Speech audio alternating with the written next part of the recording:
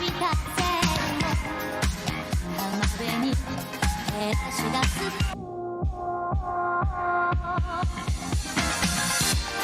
走り出すところ何もかも今は冷たい風になれるなら好みを日差しに任せどんな浜辺に手をついて耳さま届かす想いも叶うわどんな浜辺に手をついて耳さま届かす想いも叶うわ Here we go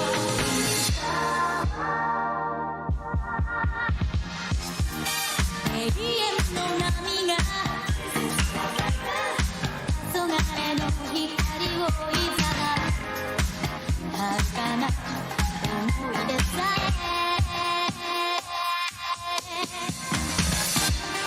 心に一つのきらめきを感じたらすぐに海へと駆け出すあの頃の夢の風も今は思い通りね海さまあなたの心へ今すぐ海さまどんな浜辺に手をついて海さま届かぬ想いも叶うわ海さまでも今は思い通りね海さまあなたの心へ今すぐ Here we go 海さま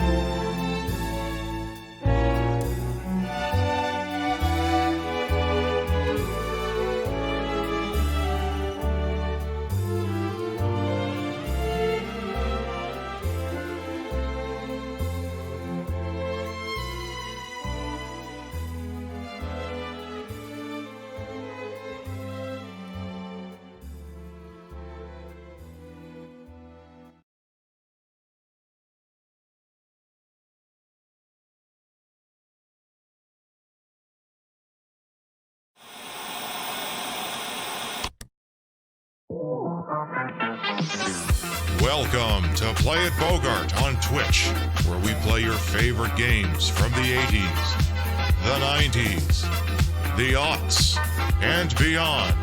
And now, introducing a guy who's not opening for himself right now, Play It Bogart.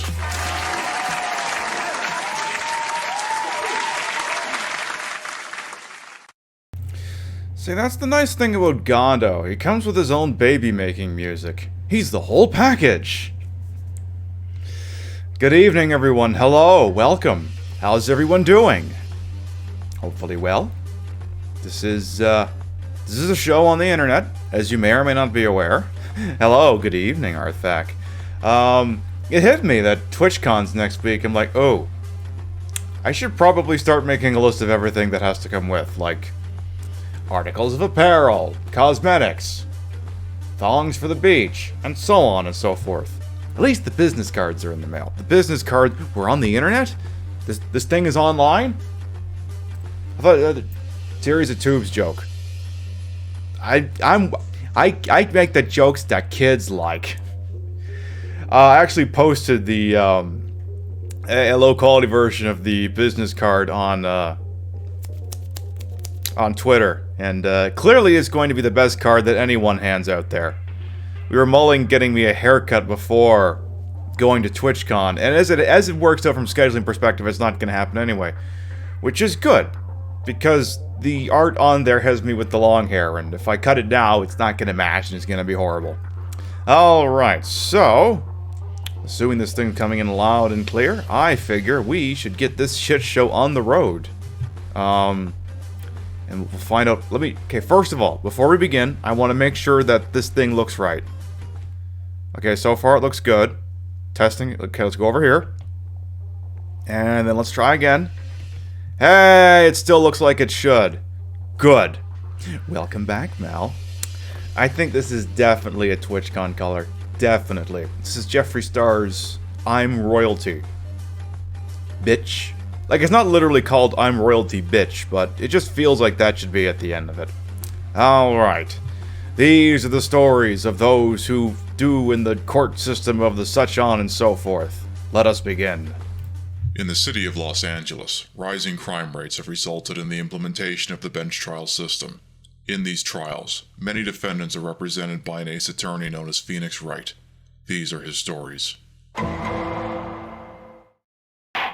That's enough. This court sees no reason to further prolong the trial. This case is extremely clear. I see no room for misinterpretation of the facts. It wasn't me. I swear it wasn't me. Evidence and testimony we have seen and heard are conclusive. Victim was alone at a table when he drank from that poisoned cup of coffee. No, you're wrong. I know what I saw. I saw. I saw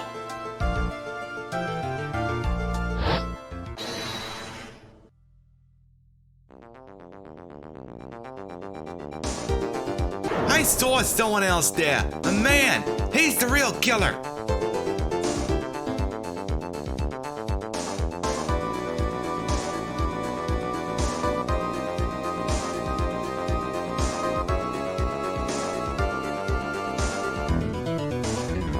Oh, why won't anyone believe me?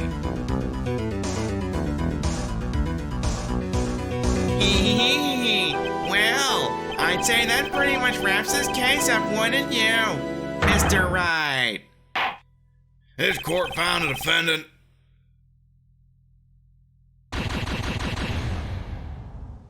The court is adjourned.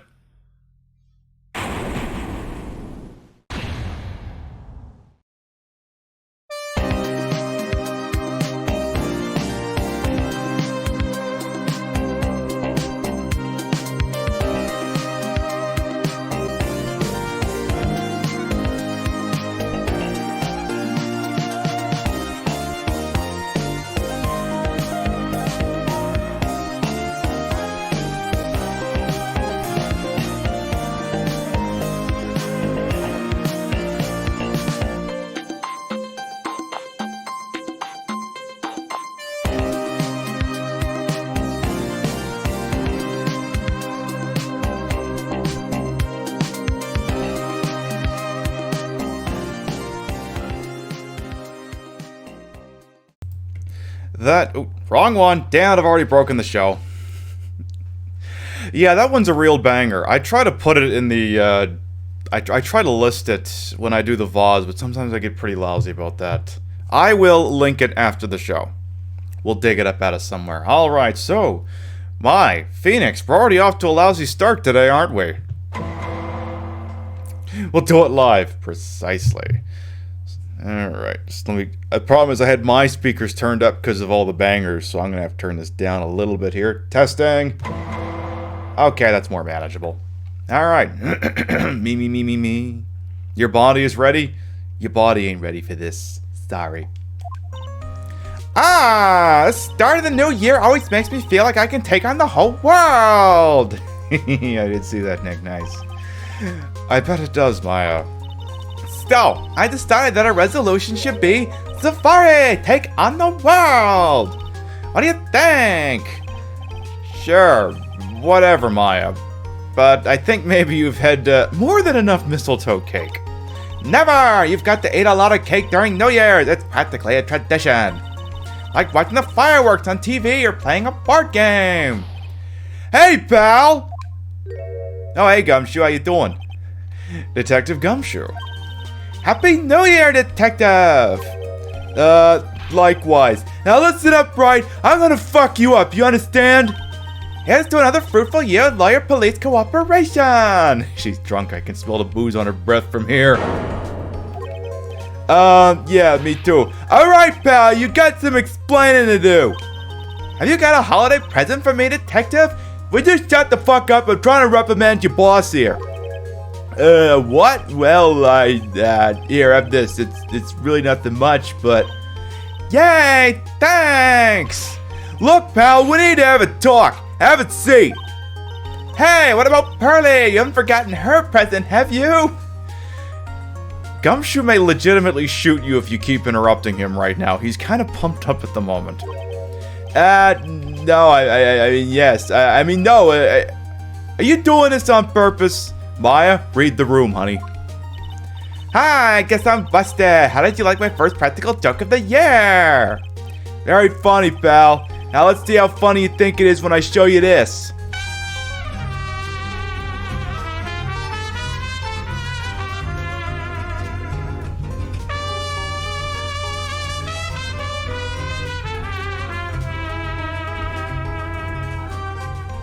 Dios mío, thank you very much for the 16-month Tier 3, Z. Mwah. How you doing, bud? Oof, Z-Terran's calling out Gumshoe. He can't afford presents on his salary. He legitimately can't. Alright, very funny, pal. Let's see how funny you think it is when I show you this. What is it? A magazine? You can afford magazines on your salary? This shit writes itself. Hey, I want to say... Deadly poisoning brings guilty verdict. Defense attorney Wright trounced? Trounced? Let me see that. Did I miss a memo? The defense attorney gave an almost childishly amateur performance yesterday. What the fuck is this? It's a report, pal, about you. Listen to this. Mr. Wright must take full responsibility for the ruling in this case. Well, you don't tell me you don't remember anything about it. But I don't remember anything about it. When was that issue from, anyway? December of last year, which I guess makes it last month. Which makes it old news, you mean? But I wasn't involved in a poisoning case in December. Was I that drunk? Huh, so what do you think this is all about, Nick?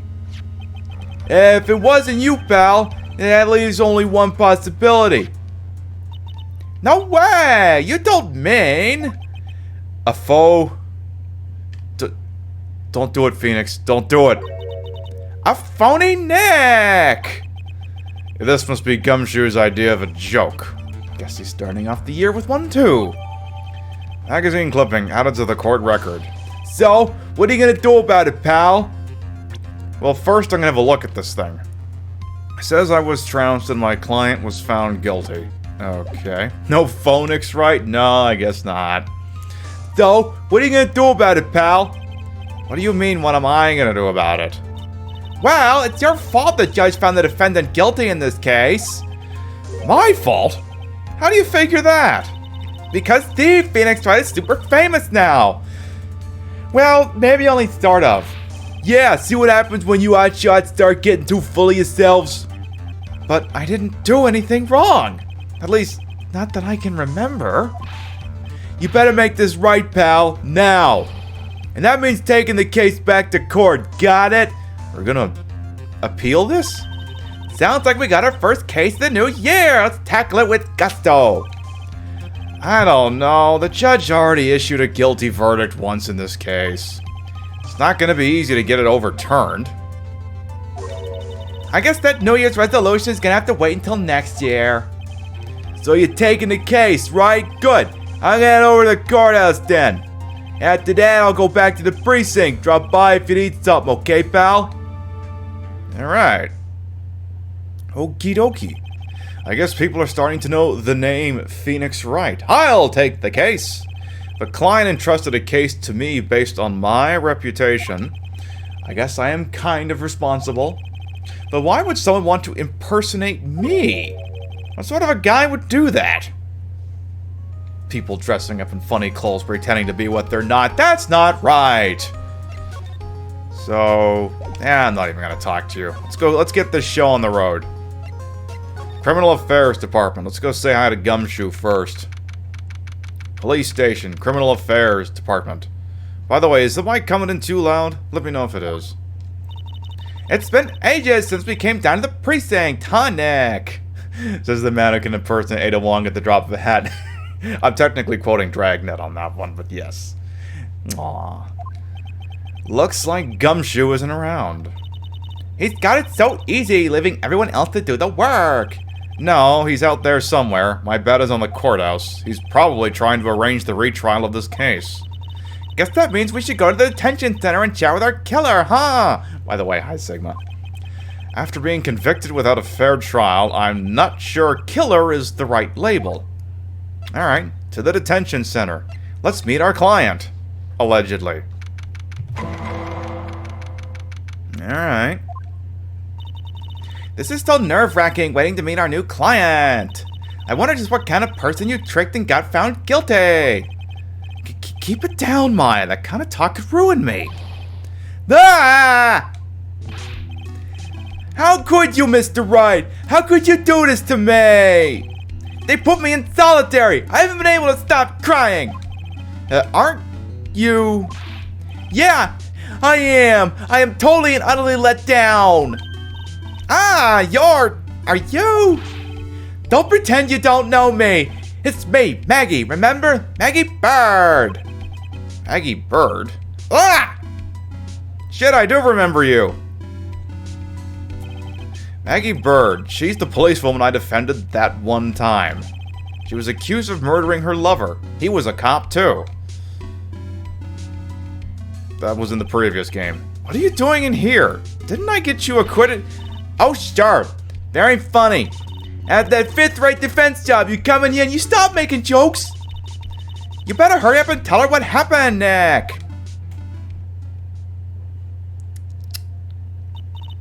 Oh, I say. So that's where we stand right now. I'm sorry you've been caught up in another murder. My whole life has been nothing but a whirlwind of bad luck and failures. I vaguely remember her saying the exact same thing last time. You will remember in the Justice for All opening case, I gave her Maya's voice because Maya wasn't in the scene, but then Maya turned up and I went, oh shit. But baby, oh but Bobby, yeah, there might be something like that going on. There might be a little bit of Linda Belcher Bensonhurst going on over here. But I don't mind. What's one more disaster in my life? At least now the real Mr. Wright is here with me. I won't let the world keep me down, sir. Alright. Not Linda Belcher. Waiting for the random singing. Random?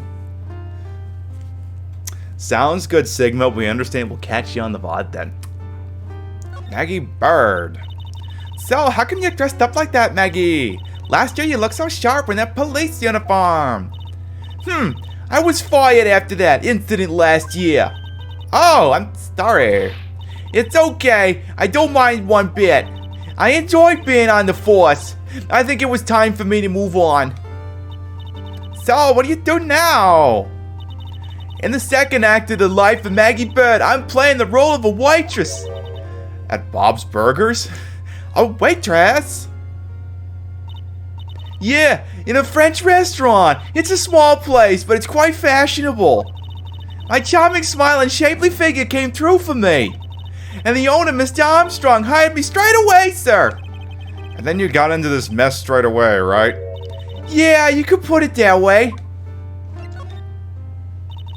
This whole mess started on the 3rd of last month. And it happened at Tribulations. Tribulations? Yeah, it's a restaurant where good service and a friendly smile are always included. Oh. There were 2 men at the table, both drinking coffee. And then one of them just kind of keeled over. I don't understand it. The hell, Bobby? One of the men slipped some poison in the victim's cup. The victim took just one sip and was gasping for air. I was so shocked I passed out. Hey, hold on there, Maggie. What? He thought the other guy was Jimmy Pesto. That son of a bitch. You keep calling the guy the victim. Didn't you know the guy was killed? Not at all. I've never seen the guy before. Oh. So she wouldn't have had a motive to kill him then, I guess. And the other man, the killer, you saw him, right? Of course. A good waitress must be attentive to the clientele. So you saw the killer, but you were found guilty of the crime anyway. How come? You tell me, Mr. Roy. I guess the answer to my question is my phony. Anyway, she saw the killer. Better see if I can get a description of the guy. Tell me more. So if you saw the murderer, why were you still convicted? Because no one else saw. So what? The other man, the one who put the poison in the victim's coffee. Everyone testified that way, Mr. Armstrong, the customer, everyone. The victim was sitting alone at his table the whole time. But how's that possible? I don't know, but nobody, not one person would believe me, sir. Even Phoenix Wright, my one last hope for failed trial, failed me. What a pathetic defense. My granny could have done a better job. Look, that wasn't me, okay? And then they found something a bit incriminating in my apron pocket. What? A small bottle of poison. What? But poison? It was in your pocket? Well, I passed out when the victim collapsed. The killer must have slipped the poison in my pocket when I was unconscious. Rio's probably dying up there right now. And no one else saw this other guy. No, sir. That's what everyone said, but I don't see how they could have missed him. The other guy. Alright. I was the one who took the coffee to the 2 men. Oh? And what was your impression of them? Well, when I first saw them, I kind of thought they might be in the music industry. In music? How come? Well, one of them had some sort of earpiece and an emo musician's look about him. And then there was a sample CD on the table, sir. An earpiece and a sample CD, huh? Did you get a look at the CD at all? It had a band's name written on it. I think it was MC something. It must have been preparing for the debut, I guess. So it was a band CD. Maybe a promo disc? Maybe it was MC Screwdriver. They slipped the poison on it when she was passed out amongst the remaining of this removed for being lewd. Get serious, Maya. Would you buy the CD of a group named that? MC Nickelback. Ouch. Nah, what was the name of that group again? MC Hacksaw? No, MC. And what about the killer? What did he look like? Well, I don't really remember. Only that he was a young man, well built like the victim, really. Alright. Is there literally anything else you can tell me? Oh yeah, I need to ask you about this. Hey, this article's about my case! Can you tell me anything about the guy who was pretending to be me? Yes, sir! It was at the morning after I'd been arrested. I met you in the visitors at his room here. You were wearing one of your super sharp suits. Me? Yeah, you, Mr. Wright. Ugh. Hey, Maggie, was my evil double I am here too? I get it. No, I don't remember a phony you, Maya. Aww, would have been so cool. Then you got really worked up and passionate. I'm gonna get you cleared of this crime, you said. Okay, I get the picture, but you met me in person before. So how come you didn't realize that guy wasn't the real me? I guess, looking back now, it was a little strange. Only a little? Well, okay, so you were a bit taller than normal, and you looked a bit shady. And your voice was a bit weird. Oh, and you had this kind of funny accent, and so the guy was nothing like me then. Wright not being followed by some little girl obviously can't be the real one. But he had your spiky hair and your blue suit. Is that all it takes for someone to imitate me? How about everyone else in the courtroom, like the judge and the observers? Didn't they realize he was an imposter? Everyone had these big question marks on their faces, but it seemed that no one wanted to say anything, sir. This case just keeps getting weirder and weirder. We haven't even fucking started it yet. Mr. Wright, do you think it's possible to get a retrial? Probably. The court ruled in the absence of a genuine defense attorney. So we should be able to get a retrial. Mr. Wright? Yeah? Do you think we'll win next time, sir? My life has been a full-course meal of bad luck, complete with dessert for defeat for dessert. Since I was 6 months old when I fell from the 9th floor of my apartment building. I've been hit by all sorts of vehicles, gotten sick from all sorts of foods. Failed at almost every test I've taken, experienced almost every kind of disaster. I even landed a phony lawyer when I had the misfortune of being accused of murder. Of course, you gotta sell the court on, it wasn't me, it was my evil twin. But I will survive, because Maggey Byrde always lived to fight another day. And one day I'll find it. Just you wait and see, sir. I'll find that one single moment of good luck. And then Elf is really gonna pay for this.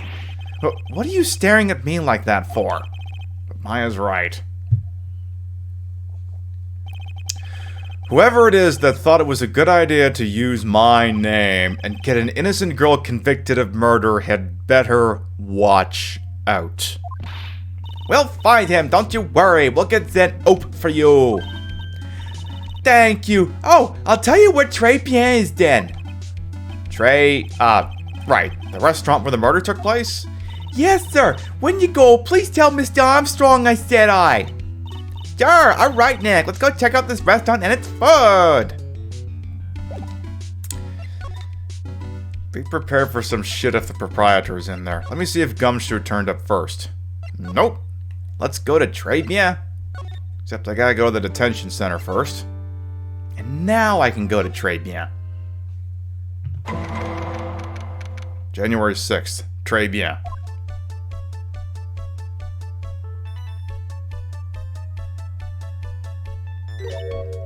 Wow, look at this place. Look? What do I smell? What is with that suffocating scent of flowers in here? But then again, girls like that kind of thing, right? Actually, I'm not all that into it.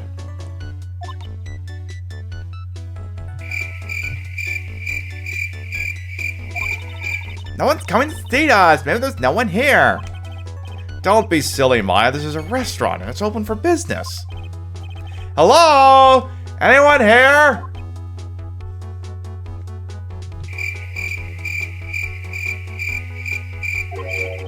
I don't believe it. There really isn't anyone here. Perfect. Let's get intrusive. If there's no one here, we can take anything we want. Yeah, I suppose we can. Alright, let's go nosing around then. No clues there. Really? I can't look at the painting? What's this? It's a rack full of fashion magazines, and they're all in French. Why don't you try wearing something a bit more chic sometime, huh, Maya? Yeah, I guess I could. I'm always in my acolyte clothes, aren't I? It'd be fun to wear normal clothes every day now and then. Huh? There's something stuffed in behind the rack. Maya's natural instincts steal everything that's not nailed down. Armstrong, ran a restaurant before he became a senator. Nice. Looks like a sports paper to me. Hey, and look at this. Someone scribbled a little doodle on one of the pages. MC Bomber and 1, 2, 3, 4, 5 zeros. $100,000? Maybe? I wonder what MC Bomber is supposed to be. This paper is from December 3rd. This paper's from the day of the poisoning. What the hell is it doing here? What? Sports paper added to the court record. A paper from the day of the murder? This has gotta be a clue. I should see if I can find out some more about this paper.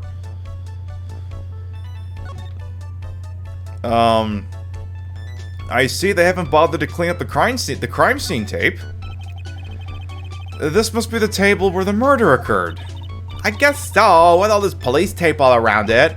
And that stain must be from the poisoned coffee. Don't go licking the tablecloth, okay, Maya?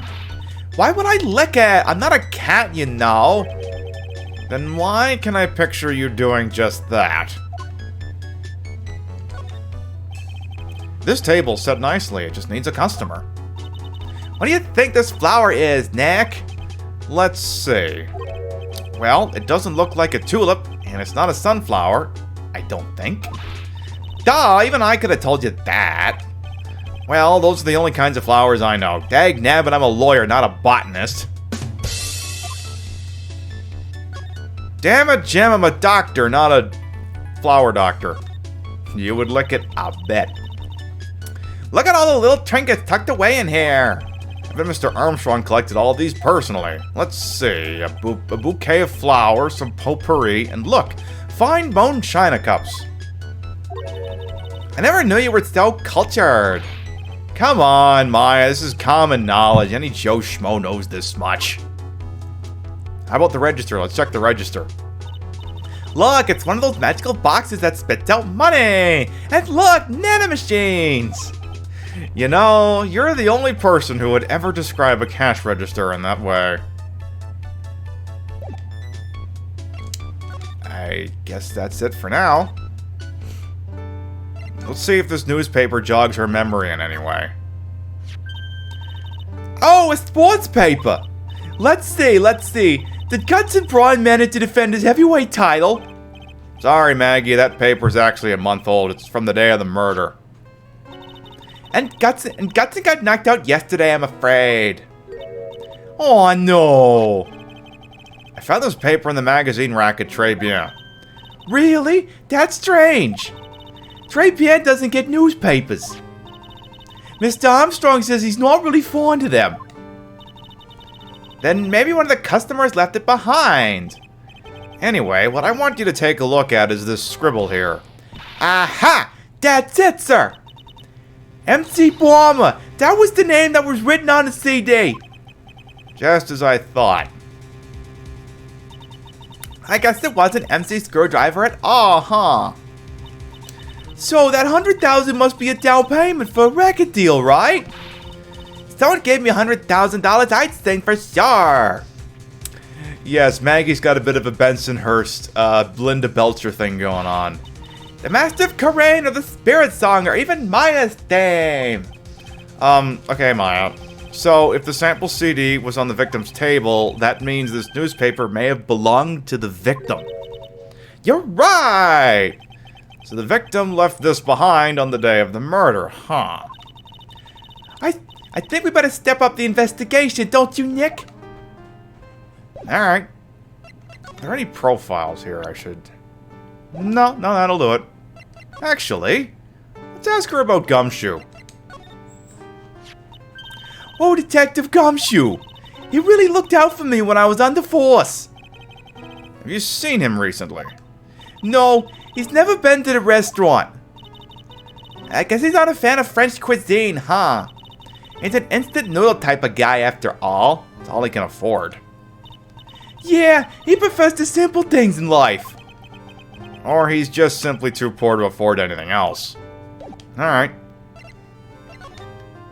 Gumshoe, you turn up here yet? Nope. Back to Tribia?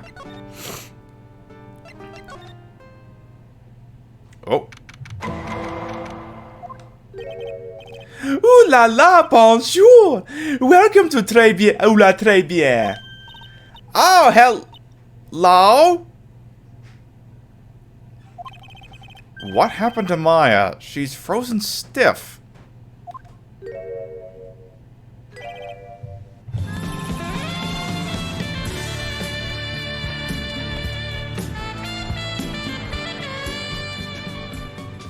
Bienvenue!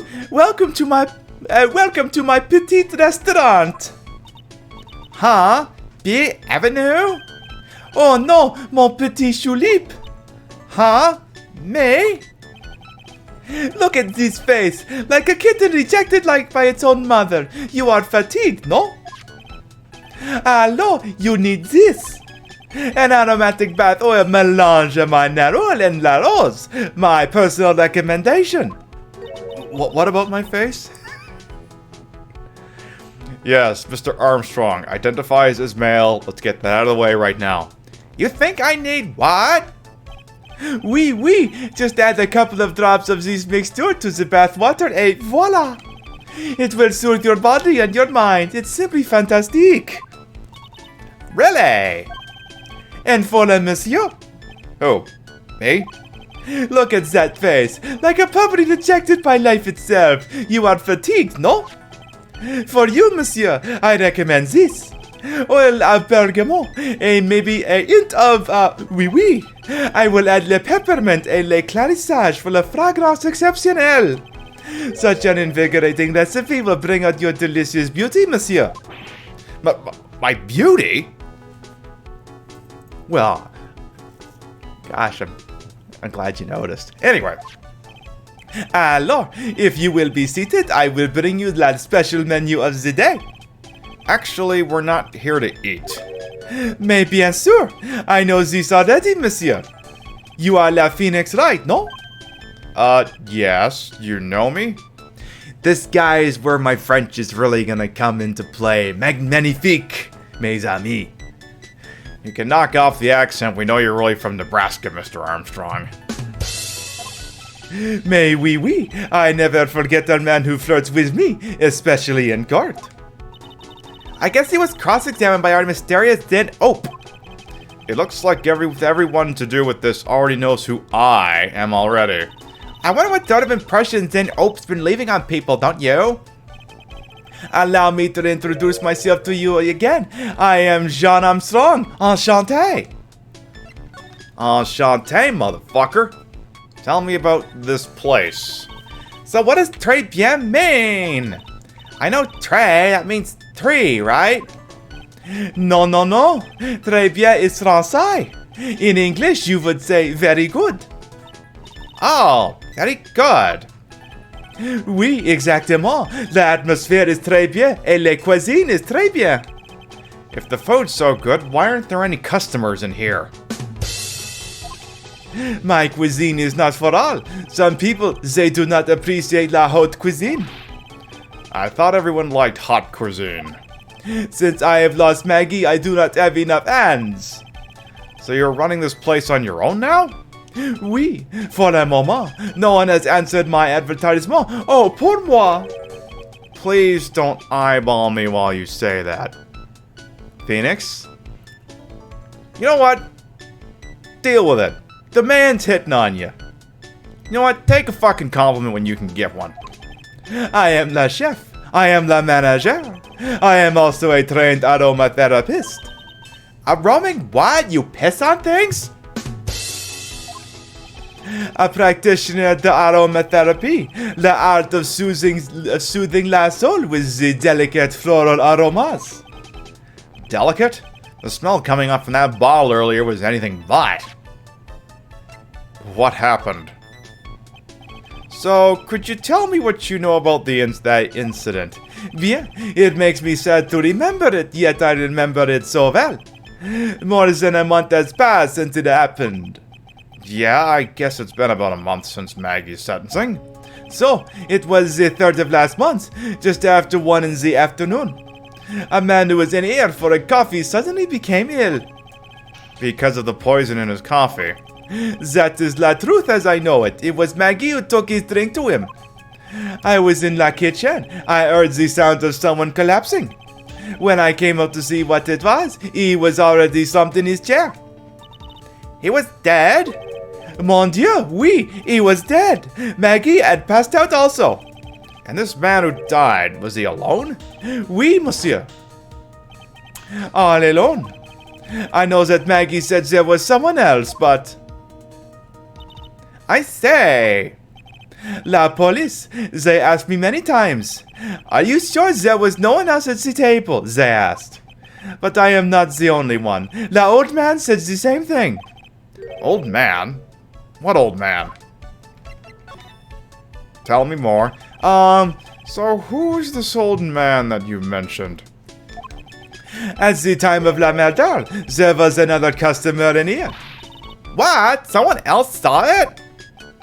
Mais oui, as usual, he came alone that day. At the time of La Merdale, he was here. He saw it too. This is why we need video cameras in the ceiling. But he said the same thing, that there was no one else at the victim's table. But Maggey swears there were 2 people. Mais mademoiselle, la lawyer, he could not prove this, no? About the lawyer, that was me, I suppose? Mais bien sûr. Wow, he's the first person who said it wasn't me. Don't kill yourself, Nick! Now who's the one making stuff up? Maybe we should ask him some more questions. Maggey was a policewoman once, n'est-ce pas? Yes, but she had to quit for, reasons beyond her control. Oui, oui. She was la suspect in la murder investigation, no? Oh, you know about that.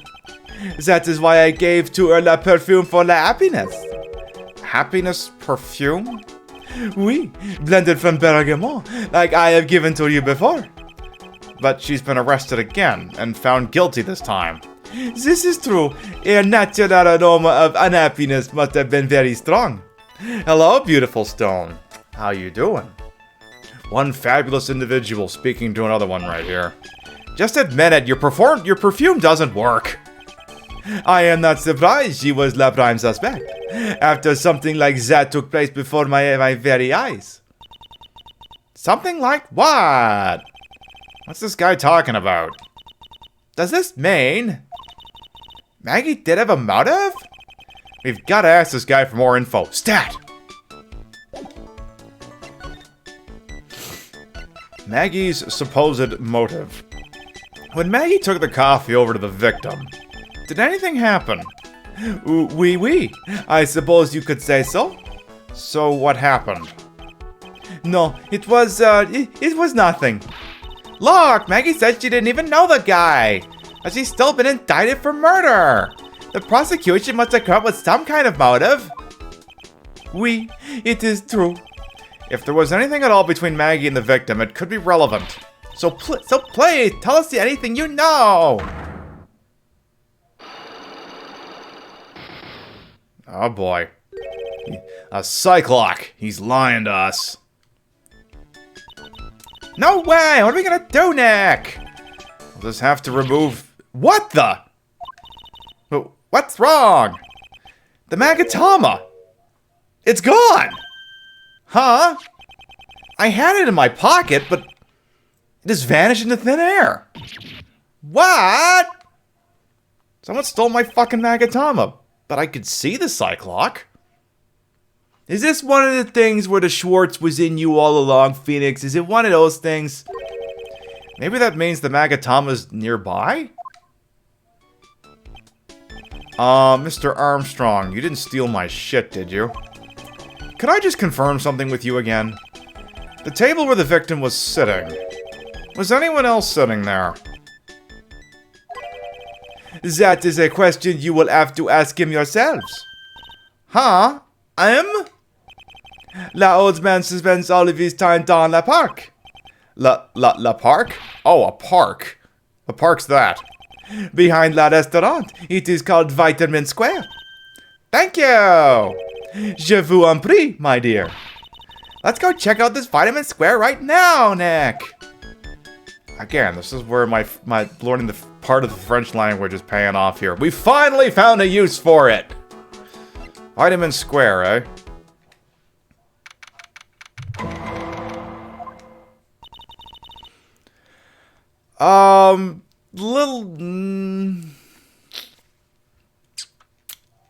Anyway. A use for French, no one ever. I mean, he's clearly into looking very fabulous. So, but there's definitely some French going on here. So this is Vitamin Square. Yeah, I can see where they get the name from. The fruits scream vitamins at you. Hey, Nick! That's the guy, right? Isn't that the old man Mr. Armstrong was talking about? That grouchy-looking grandpa? He's throwing seeds out for the pigeons! Maya, he's not throwing seeds for them, he's throwing seeds at them. Ugh, my grumpiness threat level has just been raised to red. Sir? I'm gonna show him the badge just because I feel like... Let's do that first. Excuse me, sir. Could I just ask you about this? Sir? Here you go, boy. How does some pigeon feet sound to you? No, that's not it. Oh. Woo! I gotta get an old man in here. I kinda practiced it earlier. Yes, he has a very interesting nose. Oh, here you go, boy. How does some pigeon feet sound to you? This wasn't exactly what I was hoping to get out of this guy. What did you see? Excuse me. Would you mind if I had a word with you? Yes. I just want to ask you a couple of questions. What's the matter with you? Can't you see I'm busy? Yeah, can't you see I'm busy? No. Can't you see I'm... No. Oh, can't you see I'm busy? So you don't like my seeds, hey, pigeons? He's really chucking those seeds at them. That's gotta hurt. Go on, eat this. He just doesn't want to talk. Can I ask you about her? Excuse me, sir, could I just ask you about this? Alright, so... we gotta do something to get him to talk to us, because it's pretty clear he doesn't want to talk. Yeah, to get the urologist involved if it's gonna be that red. Oh, there's a magazine here! It's a magazine full of job listings.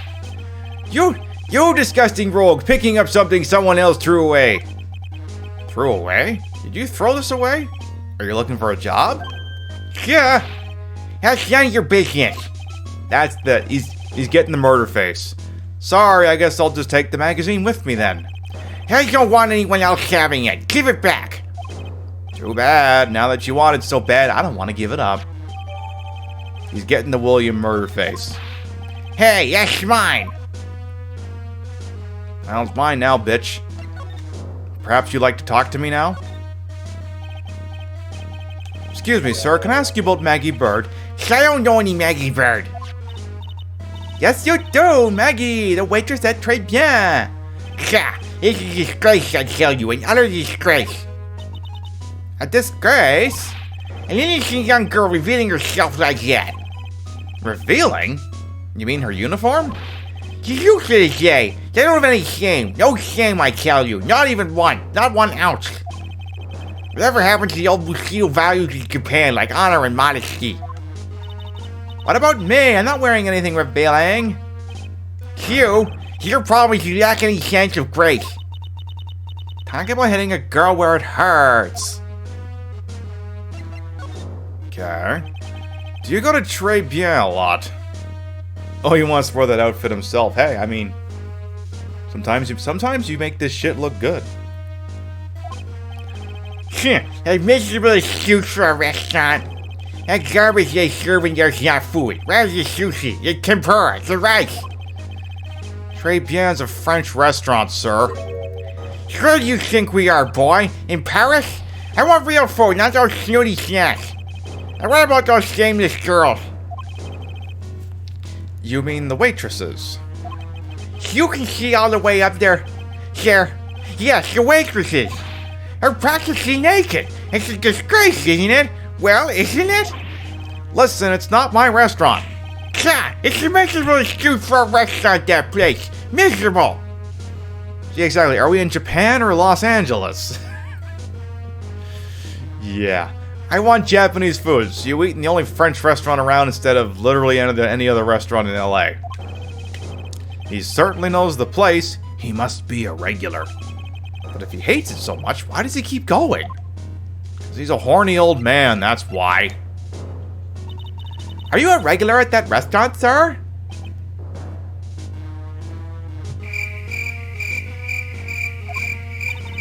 It's just, if you dislike it so much, why do you keep going there?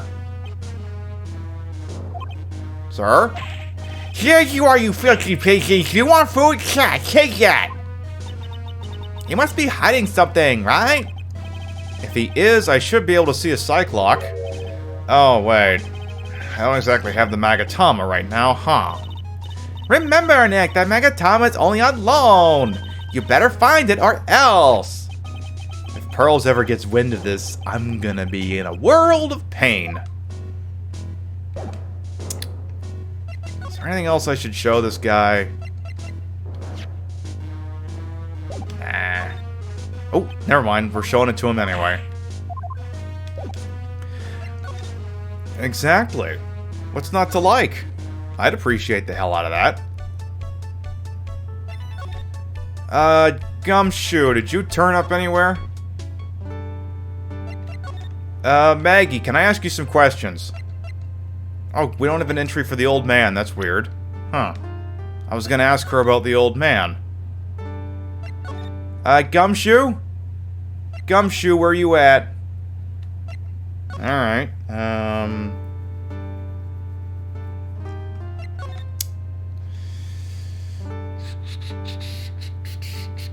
Thinking. How do I advance the plot?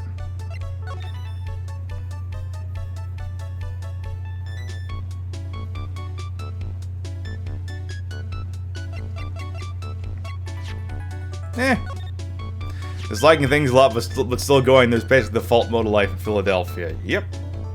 Mademoiselle. Yes? Are you looking for a job? Hello, Suzuki Xbox 360. Welcome to the show. Are you looking for a job? What? No, I was just... Let me see. Your style is un peu différent, but you have a good face. Different? Félicitations! You have passed! I will hire you! Bien, come with me. I will teach you everything I know. Nick! Help! I don't know whether to laugh or feel bad for Maya. Maybe I should do both? I'd like to report a kidnapping. So much for that. Alright, let's see if that brought about Gumshoe. Oh. Looks like they have Maggie in questioning. I guess I've asked her pretty much everything. I'll come back if there's anything else I need to ask her later. So I'm guessing that brought about Gumshoe. There's a lot of, what do I do to advance the plot in this case? Well, pal, have you found the evidence yet? The one that's gonna find her innocent? No. Not yet, but we've only just started our investigation. Well, whatever you need to know, I'll give you the dirt on it. I'm putting up all my other cases for now, pal. Gumshoe's really fired up about this. Oh yeah, one more thing. The retrial's been approved. Court's sitting at 10 a.m. tomorrow. And Gatto's gonna be the prosecutor. Oh, him. Now listen up, pal. If Maggie's found guilty again... Yes? I'll make sure you get locked up good for it, got it? Sure? So the guilty party was Maggey Byrde, huh? Yeah. Back when she was on the police force, you were her mentor when she was a rookie, right? Yeah, I kept a close eye on her. I mean, not too close, you know.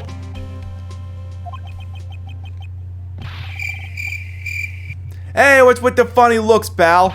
I was just there. It wasn't anything like...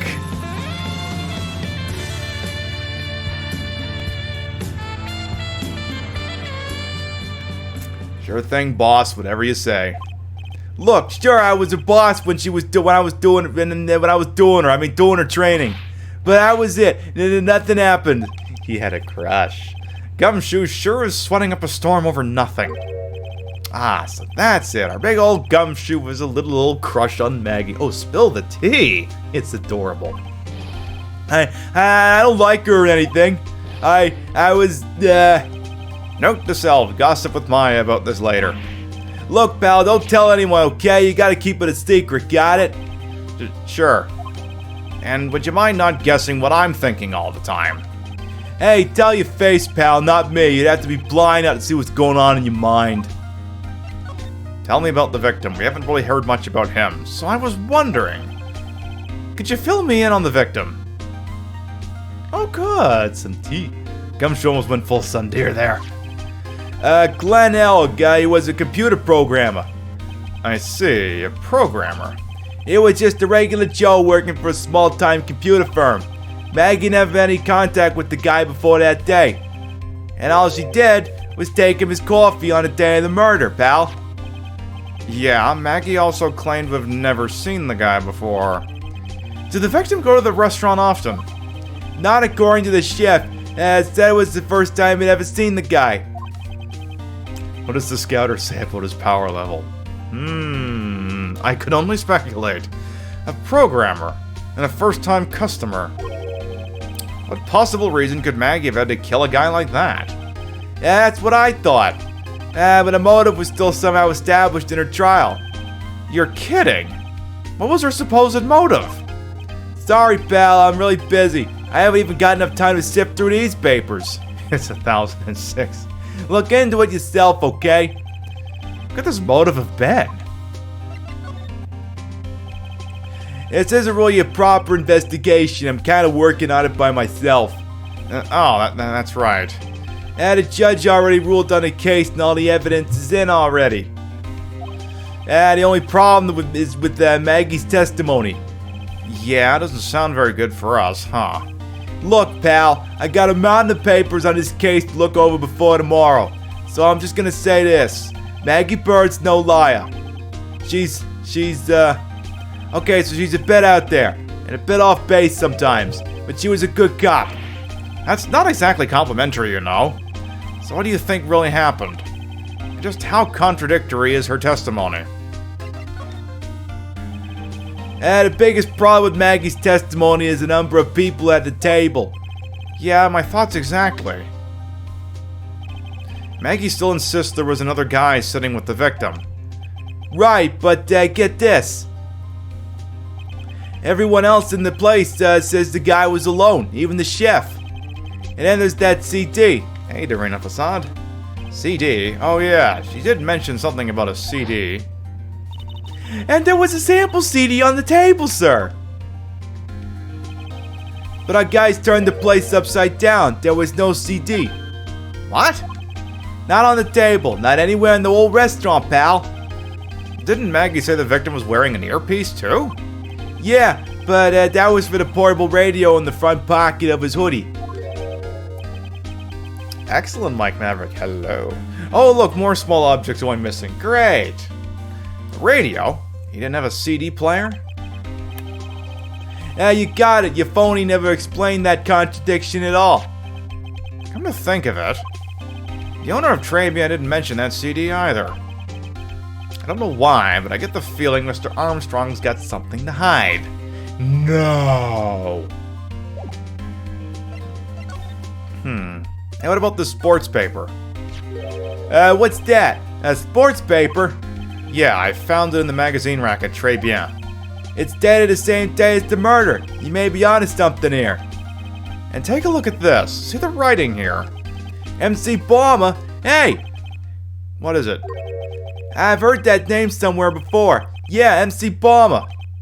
Wow, he actually seems to be thinking for once. Ouch!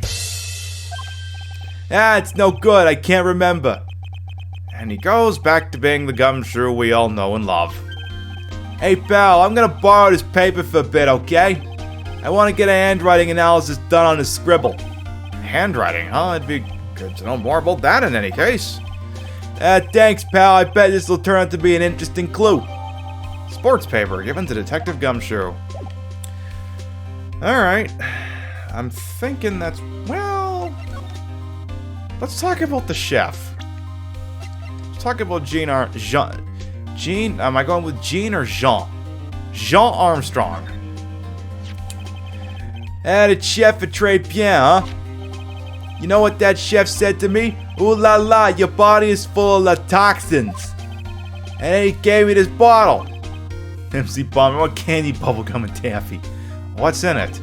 I don't know. The label says juniper. I'm under orders to put a few drops of it in my bath every day. Under orders? Yeah, you know, there's something about that lady. I mean, guy. This is last decade. Just deal with it. Huh? You can't stop thinking about him?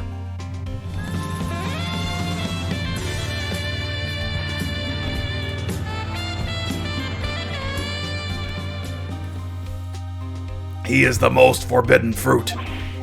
Not like that, pal. Give me a break. He's not my type. I mean, I can't stop thinking that he's involved with his case somehow. Sounds like he knows a little something about our charming chef. Tell me more. So what exactly is it that caught your attention about the chef at Très Bien? It's kinda hard to say. Yeah, the guy's probably not even connected with the case anyway. Hey, come on, detective. Didn't you say you'd give me the dirt on anything? Well, this sort of stuff is kinda unimportant, gossipy stuff, you know, pal? Look, how about this? You go to Très Bien and investigate the place yourself. And if you find anything suspicious about the guy, you report back to me, okay? Don't suppose I get a choice in this, huh? Guess I better find out more about the chef and Très Bien and report back to Gumshoe. Alright, let's go back to the restaurant, see if Maggie's been cut up into tiny pieces and mailed to Abu Dhabi yet.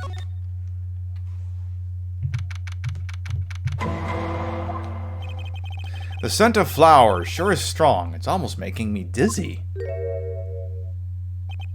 Oh, hello? Who was that just now? A customer? She had a sort of a dark aura about her. Ah, welcome. Welcome, Bay Avenue. Wow, what a cute voice. Oh, God.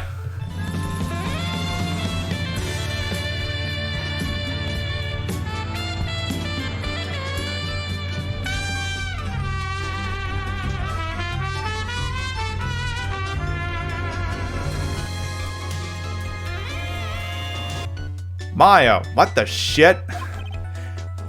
Maya! Well, how do I look? You look like... Anyway. Maybe you should quit being a spirit medium.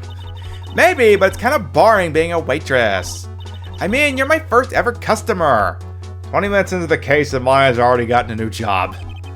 And then who was that woman I just saw? Mine hot waitress wife outfit, yes. Oh! Since you're here, you might as well have something to eat. She's gonna leave that outfit on for a while, so get used to it. I am kinda hungry, actually. So, how do you like your new job, Maya? I never knew there was so much for a waitress to do. Take people's orders, bring them their food, make coffee, work the cash register. Of course, we need a customer before I can do any of that. Yeah, it's a nice looking restaurant. It's a shame more people don't come. Everyone can be improved with waitress outfits. Even me? Like, why are we even asking that question? Obviously, the answer is yes. Hope she doesn't turn into Mia in that outfit.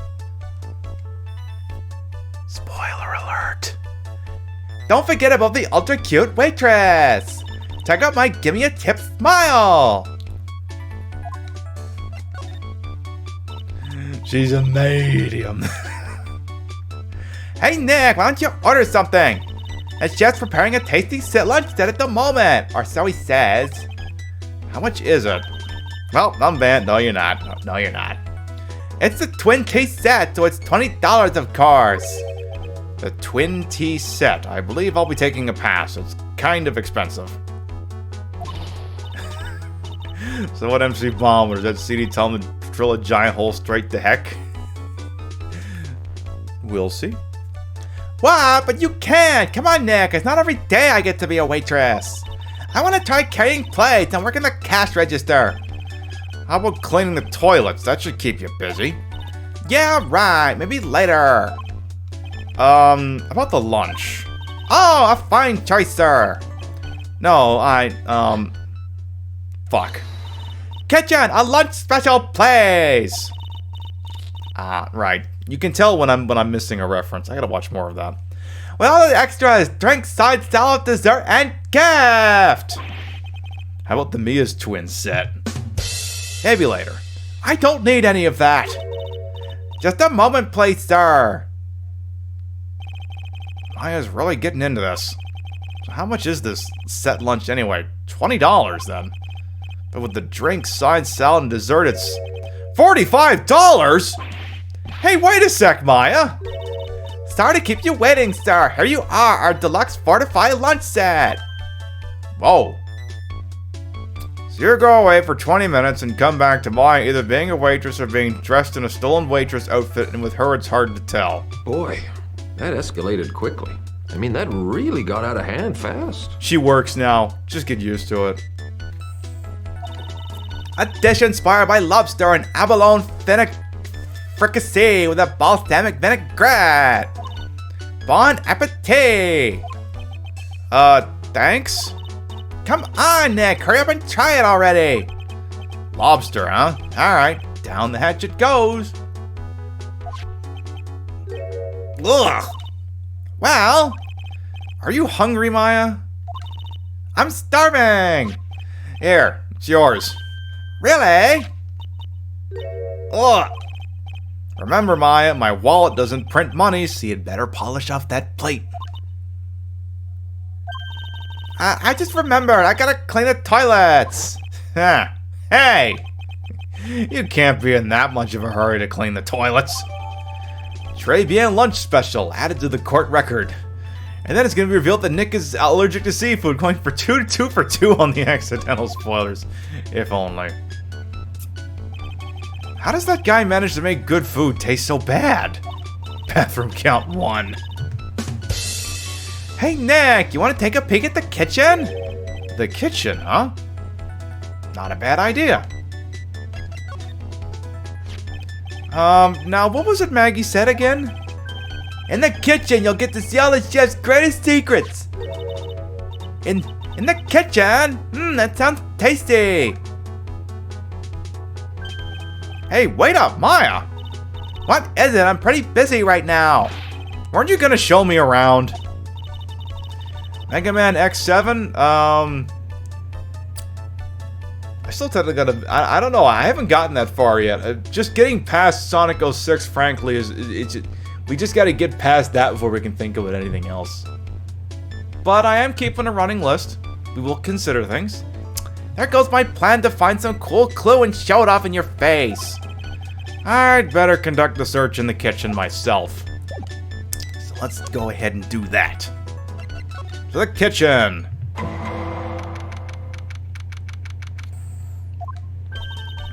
And here it is, the famous Très Bien kitchen. It's my first time in here too, actually. There's a weird atmosphere in here, that's for sure. Mr. Armstrong will be back soon, so we better search quickly. Chop chop. Well, I see the Magatama next to all the knives. Well, the kitchen is very Animal Crossing, yes. Now I know I'm in a French restaurant. I've never heard of most of these seasonings. Hey Nick, this container has oyster sauce. What's that? Isn't that used in Chinese food? Ah, look! Right there on the counter! My Magatama! What's it doing here? What indeed? Magatama put... Oh my, I said that line. I fucked up. Oh well. Alright. How about this stupid thing? What's this? Looks like a treasure chest or something. Wow! Look at all these little bottles! Oh, they're aromatherapy oils. He's got so many they're overflowing onto the floor.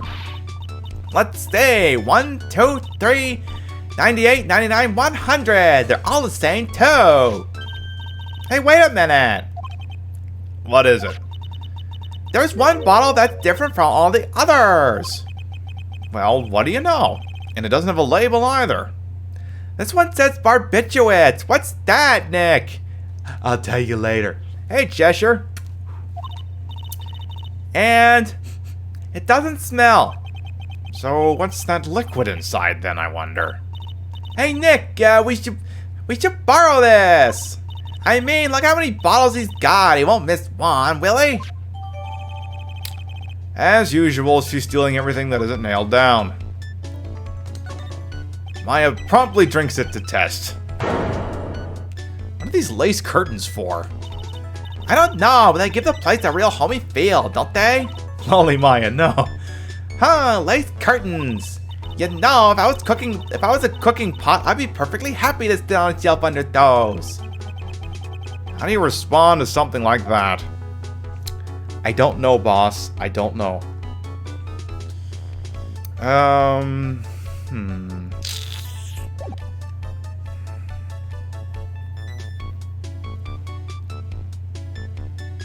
Anyway.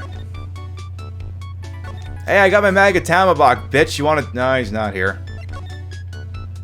Let's take that bottle to Gumshoe.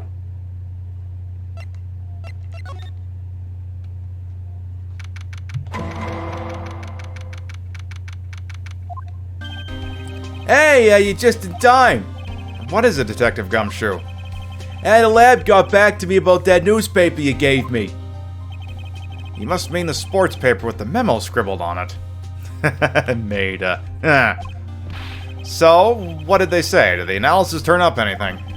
They said the doodle was written by the victim, Glenn Elg. No doubt about it. I expected as much. The victim took the paper with him to the restaurant the day of the murder. That's our best interpretation of facts at the moment. Sports paper refiled into the court record. MC Bomber. I get the feeling I've heard that name somewhere before. Oh well, I guess it'll come back to me. Don't forget to report back to me with whatever you find in the restaurant, okay, pal? Since when did I start taking orders from Gumshoe? Although, I get the feeling there's something I need to show him. Well, I'll just go... No, we're not showing him that. Show him the Magatama. What do you make of this?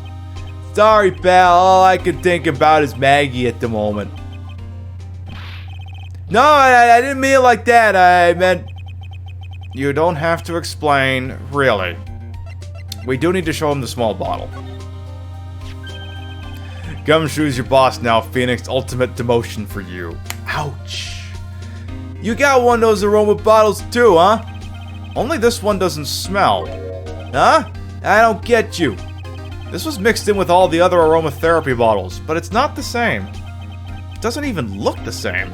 Wouldn't you agree? A cologne bottle that doesn't smell, huh? Smells like a skunk to me, pal. Mind letting me borrow that bottle for a while? Dex, stop thinking with your Gumshoe.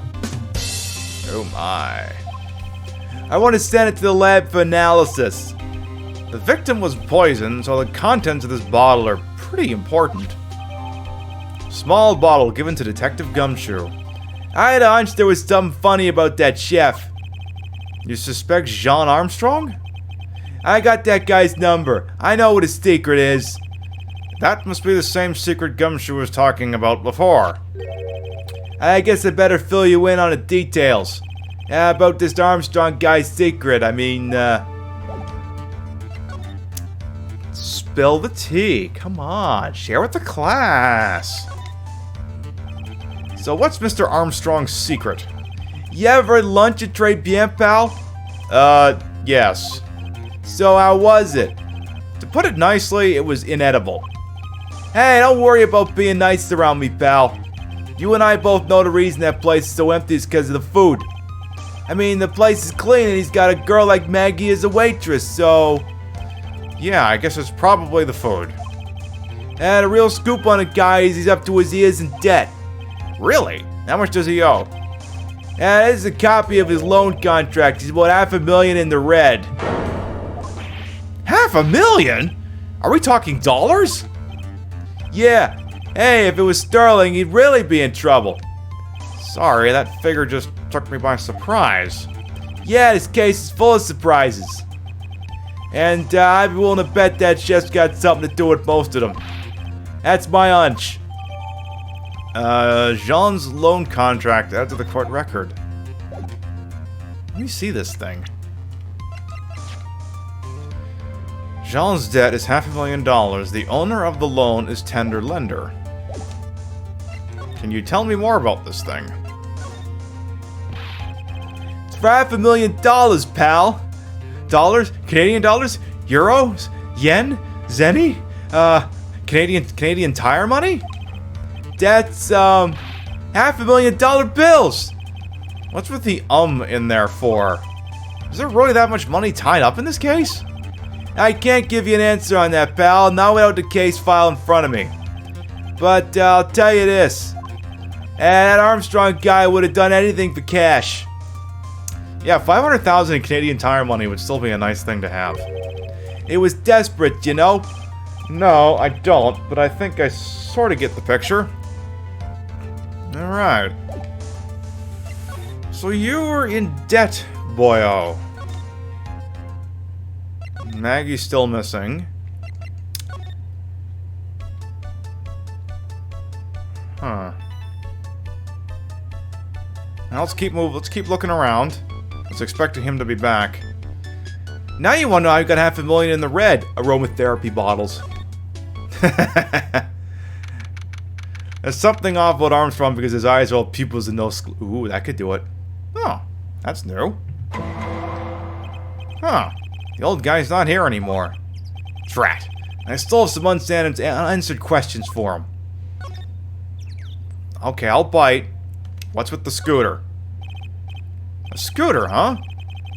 Looks like it's all bent up, too. Who would leave it right in the middle of the park like this? The wheel guard and the light are busted. I guess it must have been in an accident. It's totally wrecked. Now you want to get nuts? Come on, let's get nuts. Hey, what do you think you're doing with my bike? No, I was just... You've been messing with my new ride? Is that what you've been doing? New ride, isn't that kind of an... You's gonna pay for this. It wasn't me. I was just passing by. Hey, then who's the one that's covered my saddle and crap, huh? You's gonna pay, you catch my drift? No, wait a sec. I'm not a pigeon, so I couldn't have shit on you. A wise guy, eh? I had to beat you so hard I feel like you were smooching the express train. Uh-oh, too many people with Brooklyn accents in this case. You's better watch your back. This ain't over. I'm gonna round up a group of lawyers and then you's gonna pay. Actually, I'm a lawyer myself. What do you say? I'm Phoenix Wright, attorney at law. Ah! Phoenix Wright? You saying you Phoenix Wright? Dude, spend a little bit more time in the spray tan booth, why don't you? Yeah, I am. So you a wise guy too, huh?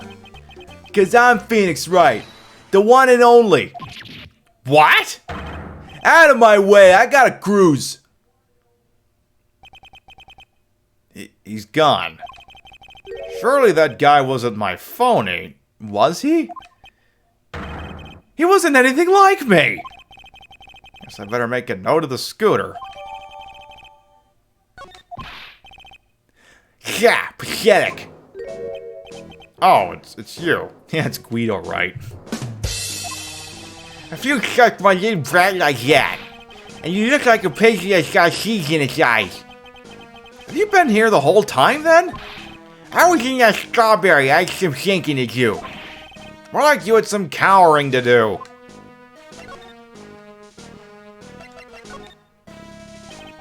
Are you a regular at that restaurant, sir? It's just that if you dislike it so much, why would you keep going there? Sir? Here you are, you filthy pigeons. You want food? Sure, take that. I knew it. You dirty little son of a bitch. I knew it. This old guy's got something to hide, but what could it be? Let me see if Jean went back. Nope. Anything I should show her? No. Let's see if we got enough to break Mr. Old Man over here. He's got a rising rookie picture collection. Sir, we need to talk.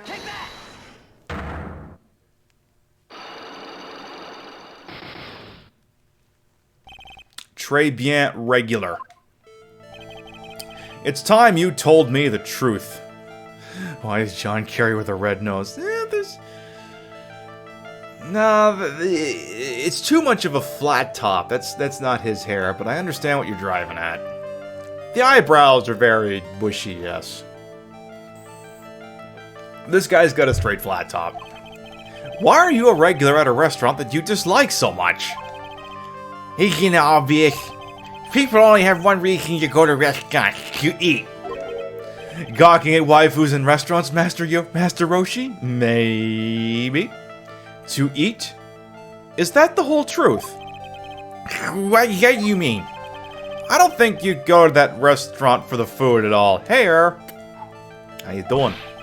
You insolent brat, how dare you accuse me? What proofs have you got? I can tell that not you nor anyone else in this world would go to that place for its food. Because the food is shit. He also reads Playboy for the articles. Sure, yeah. The proof is in the pudding. Or in this case, the lunch menu. Just the Queen Keys yet. The food at Très Bien is terrible and expensive. You're wrong, it's cheap. Huh? I'm rich. I inherited money when I was a boy. Yes, I'm stinking rich. I haven't done a lot of work since I was born, other than feeding the pigeons. What a load of crock. It takes another story, but the price is nothing to me. So you're saying that you go there because you've got money to burn? Exactly. I have so much cash, I go for a swim in my money vault every day. Sure thing there, Scrooge McDuck. Unfortunately, that's a lie. What? You don't have money to burn, you're flat broke. You're the one who was looking for a job on the magazine that was right there. This is yours, right? My magazine. Why would a rich retiree be looking for a job? So what? So I was looking for a job. I'm buying a lot of Simone. I ain't spending money. Oh? I don't go to that restaurant for food. I go for the cappuccino. Yeah, I think you mean a cappuccino. Anyway, how much does a cappuccino cost there? $8. Those had better be some golden beans. What's your problem? Do you think a poor man would be better off drinking dishwater? Do you? Is that it? No, I wasn't thinking that.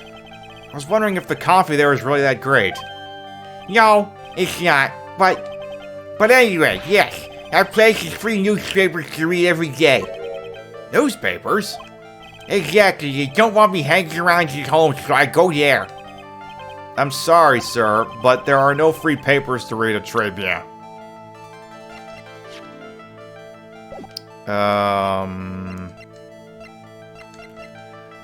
I'm going to assume they meant the sports paper. Because I don't know how else you display that it only had French fashion magazines and shit there. Take a look at this. What is it? It's a newspaper I found behind the magazine rack at Tribulations. So, what of it? This was the only paper there, and it's dated more than a month ago. What? Do you see what I'm getting at here? That restaurant doesn't get newspapers. This is just one that a customer happened to leave behind. Tell me, why are you so determined to hide the truth? I'm not hiding anything. I'm gonna have to put this guy out of his misery. Jesus, Phoenix. Boy, that escalated quickly. I mean, that really got out of hand fast. You gonna fucking murder the guy? Listen, the real reason why you go so much to Tribulations is you're a horny old man, and I get it. What are you asking me about that girl for? Well, time to die. Murder him with the truth. She was the waitress at Tribulations. Therefore, the answer to the mystery of why an old man would drink expensive coffee at a terrible restaurant is the waitress. But I don't recognize that face. You're probably telling the truth here. Because you weren't looking at the girl's face, but at her outfit. That's the truth, isn't it? You became a regular at the restaurant because of the waitress's uniform. That uniform is all you can think about, isn't it? I can't take it. And her rear, exactly. To you, that waitress was your... Enough, please, no more. Stop saying that word. Stop saying waitress. Stop it, stop it, stop it.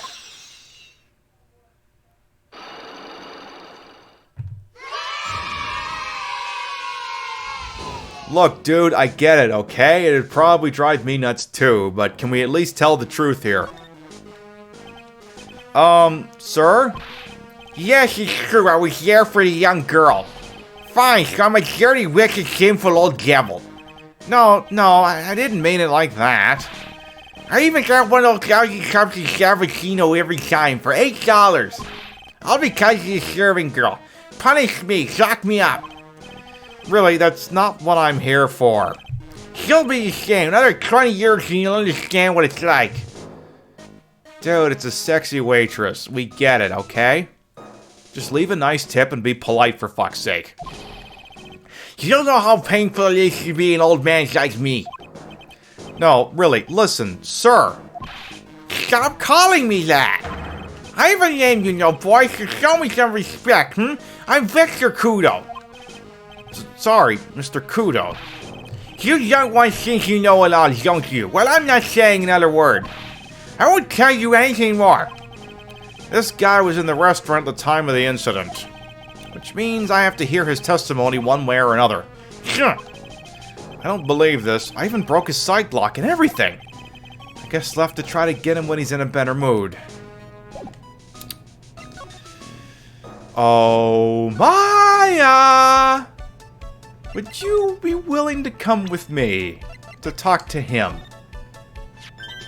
Oh, it's that old man. Is he still feeding the pigeons? Yeah, he fed me as well. I got a bunch of those seeds in my eyes. Ow! Ouch!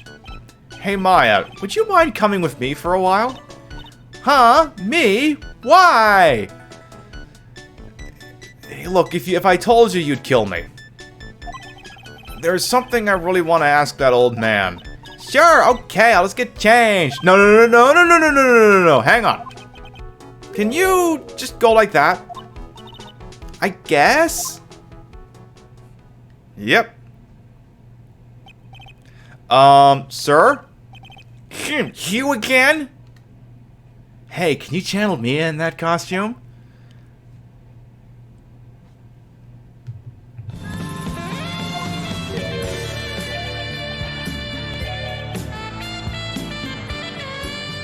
Well, I see.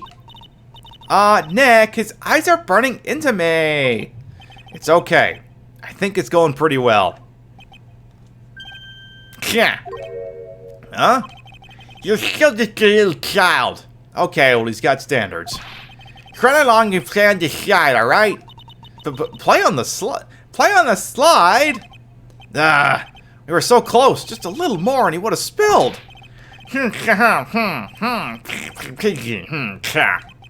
How can we crack this guy? Excuse me, please, sir. Cry it, can't you see I'm feeding? Yeah, pigs. Mia! Well, If you don't mind, sir, I'd really love to talk with you. Damn! yes, of course, certainly. I'm Victor Crudo. Even from beyond the grave. Wow! This is the second time you called something like that in one of these cases as a joke. Yep. Oh my. I think he's feeling a little bit more talkative now, don't you think? About the incident. You mean the man who died after drinking the Cavaccino? Oh, thank God the work was both to ask Old Bag to get in that outfit. No. It's like he's a different person. He was quite a shock, even for me.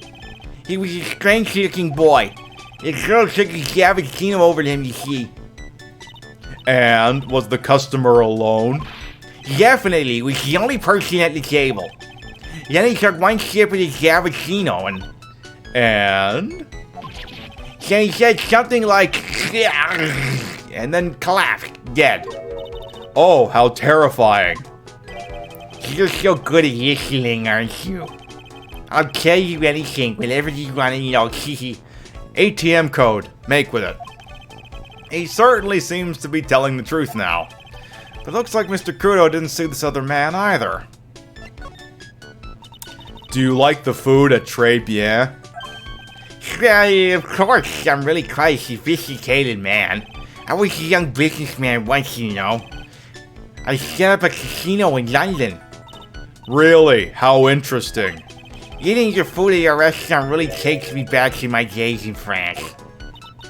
What a lovely story. London's in England, not France. Oh yes, France is wonderful. I'd love to show you around the city sometime. Yeah, it's too much. I can't take it. I want France. Ha ha ha ha ha. I can't believe Mia's laughing at the guy.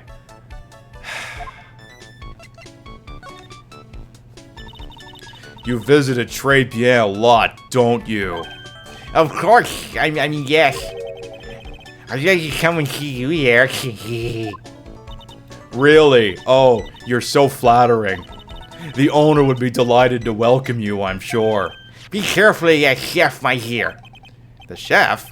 You mean Mr. Armstrong? That's right, the man's an ex-con. He's an ex-con? Whatever did Mr. Armstrong do? Oh, no, I can't take this. Mia's really got this guy eaten out of her hand. He steals things from his customers. From his customers? Dolls, handkerchiefs, little things mainly. He's a pilferer, so you be careful around him, my dear. Are you sure about this?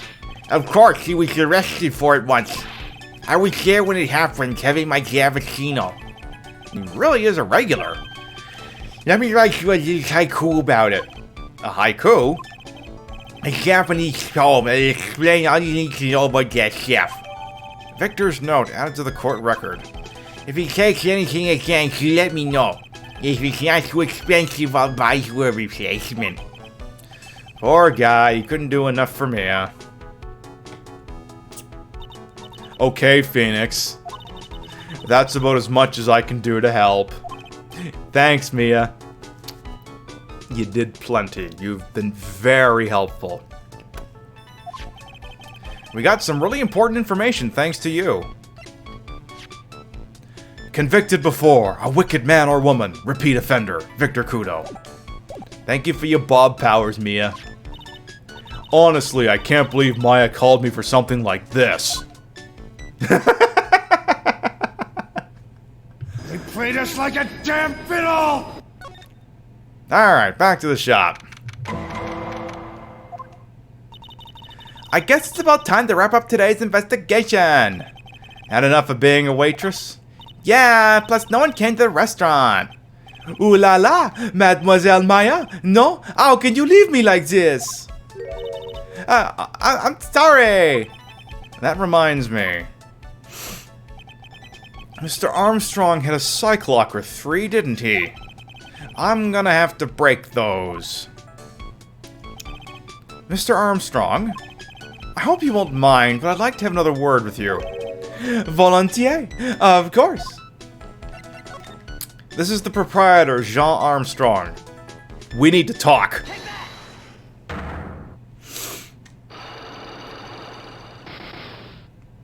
Yeah, the chef's jacket also has no sleeves. I'm sure that's very hygienic in the kitchen. Does Maya end up with stretch marks after channeling Mia? Maybe she grows into it. I don't know. Maggie's supposed motive. Yeah. What is happening? I do not like this horrible feeling. I have to know the truth. What happened that day?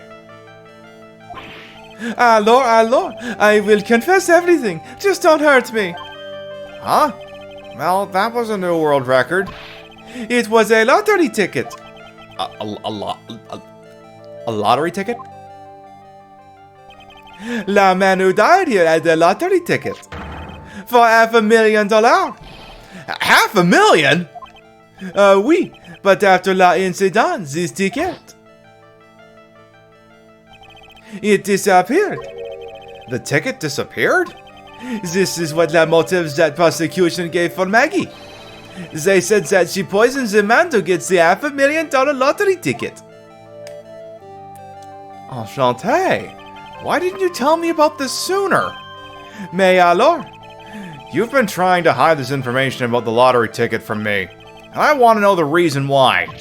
No, monsieur, you doubt me, but I have confessed to you everything I know.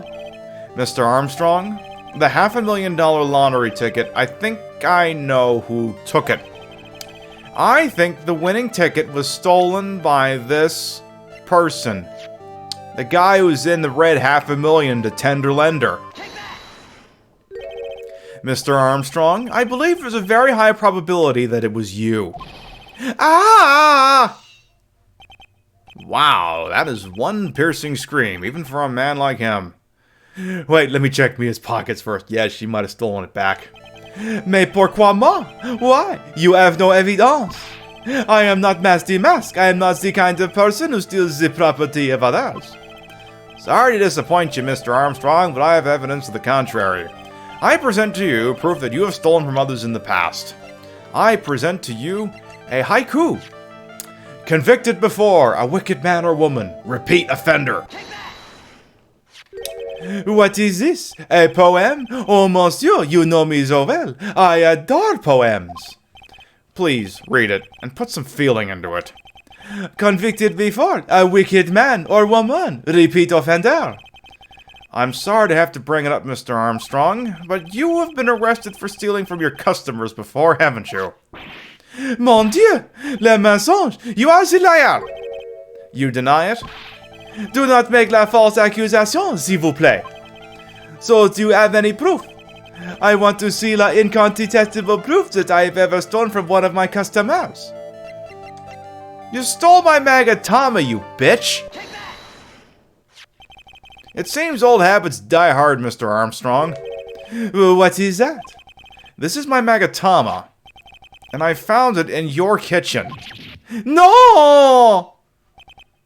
Wow, that scream.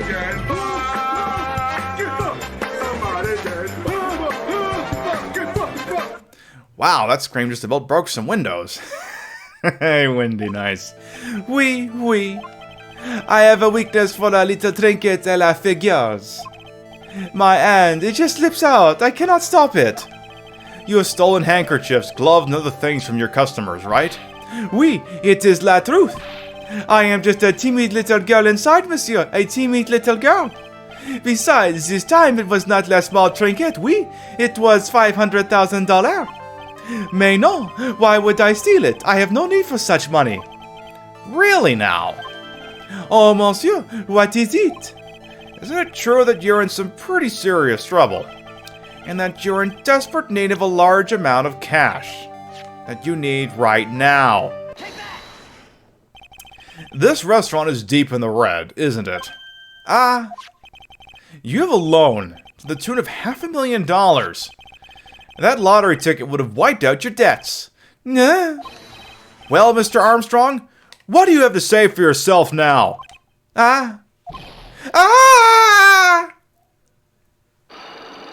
Got him.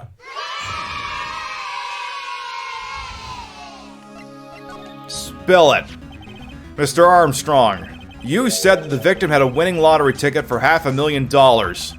How did you know he had something like that in the first place? The man, he was listening to la radio with la earpiece. Maggie said something about that too. La winning number was announced on la news, I think. All of a sudden, he exploded. Yes, $500,000, he shouted. And the ticket. Oui, he had all his tickets spread out on la table. I was so desperately in need of money, so I... Put the poison in his coffee? No. Oh, no, you naughty man. I simply helped myself to one of his tickets. What? You made Maya proud. La victime collapsed and Maggie passed out. I thought to myself, pourquoi pas? He had so many of them. Yeah, but only one of them was the winning ticket, right? How could you do that, Mr. Armstrong? You made me fucking proud! Maggie was arrested because of you! No, this is not true! So? I did not take it! La ticket for $500,000, I mean! Well, you just told us you did! You said you took a ticket! Mais non, ma fille, it was not.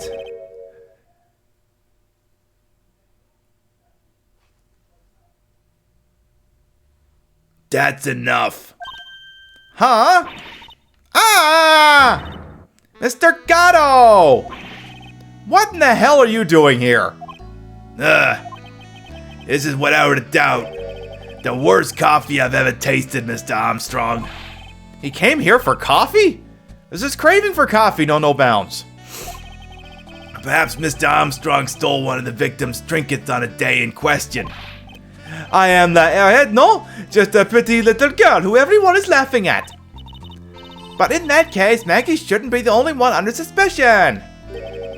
He had the wrong ticket. What? Mr. Armstrong made off with the winning ticket's pretty neighbor. So the ticket he took was worthless? Not quite. He did win something. $1. You see, I am just a pretty face. Without my looks, I have nothing. So... what happened to the winning ticket then? The one he meant to steal? Indeed, what did happen to it? I don't like spoiling myself by watching trailers, so... we'll just wait and see how the motive of the movie turns out tomorrow, won't we? Nah. Voila, you too. Time to laugh at the pretty little airhead.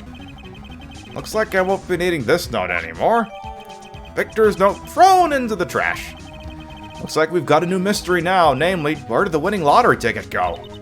I got a bad feeling about this. Well, anyway. We can't let Maggie suffer any longer for this, and certainly not again.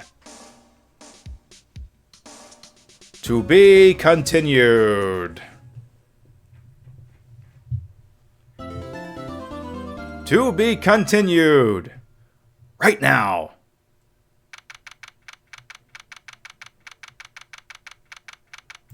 In the city of Los Angeles, rising crime rates have resulted in the implementation of the bench trial system. In these trials, many defendants are represented by an ace attorney known as Phoenix Wright. These are his stories.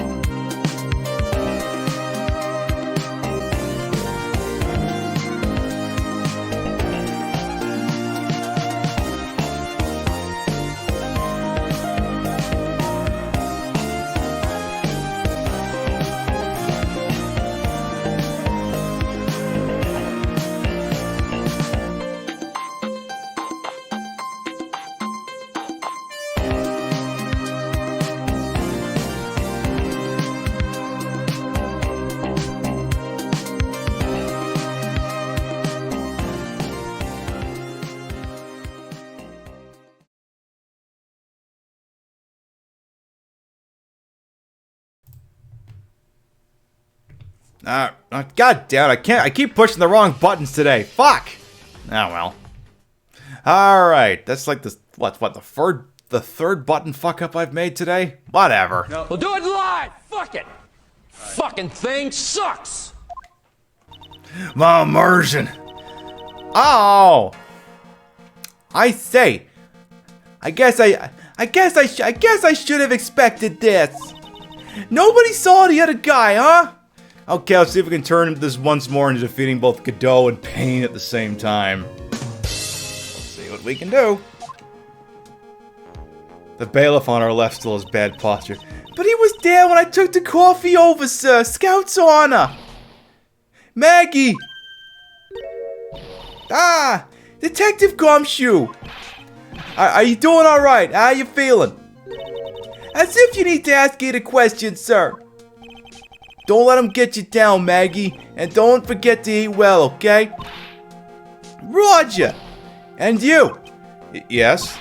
You better square this case away, got it, pal? Maggie's innocent, you hear? If you screw up, then I'll be doing some squaring away myself. I'm gonna square the barrel of my gun into your fucking head. When do these two get married? Good question. You shipped them so hard.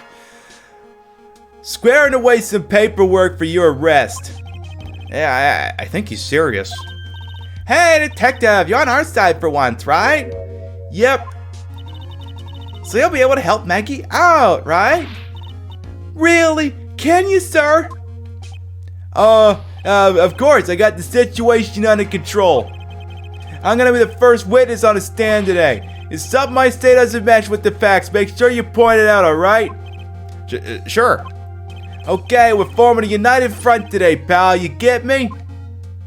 Alright. I can't tell you how grateful I am, sir. I've always admired you so much, detective. I know I can count on you. Looks like it should be all go pretty smoothly today, huh? I can only wish. I'm sure it'll go to hell in a handcart quickly. Boy, that escalated quickly. I mean, that really got out of hand fast. Court is now in session for the trial of Maggey Byrde. The defense is ready, Your Honor.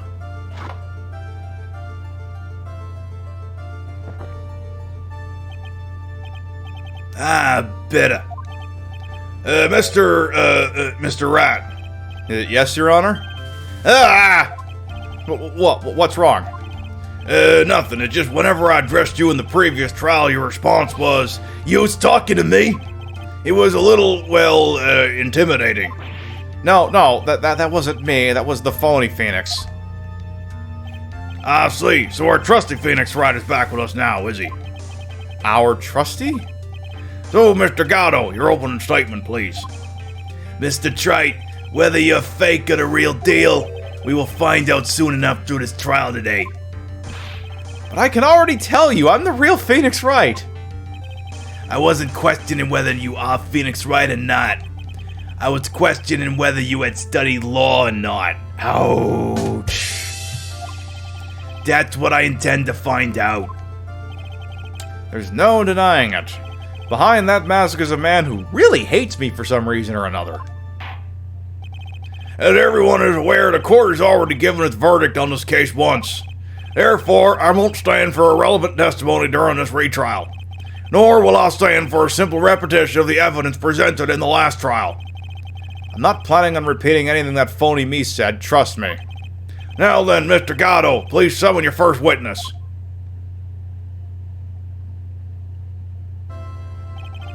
Let's start with the formalities, shall we? Name and occupation. Witness, state your name for the court. Huh? Oh, sorry, sir. The name's Police Department Detective. Occupation, Dick Gumshoe.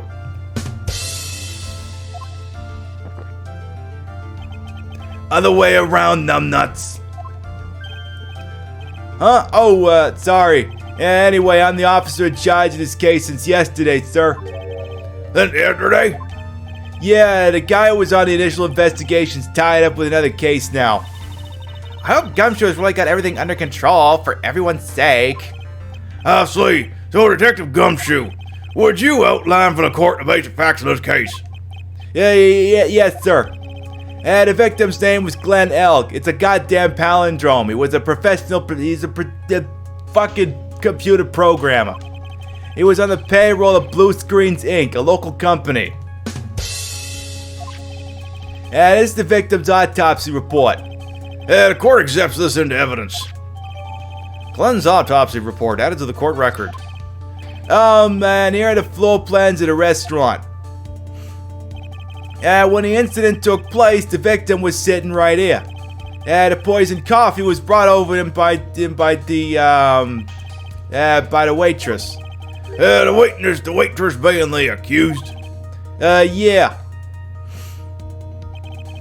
The victim died from poisoning almost immediately after he took a sip of the coffee. At the time of the incident, there were 2 other people in the restaurant. Mr. Jean Armstrong, the owner and chef, and a regular by the name of Mr. Victor Kudo.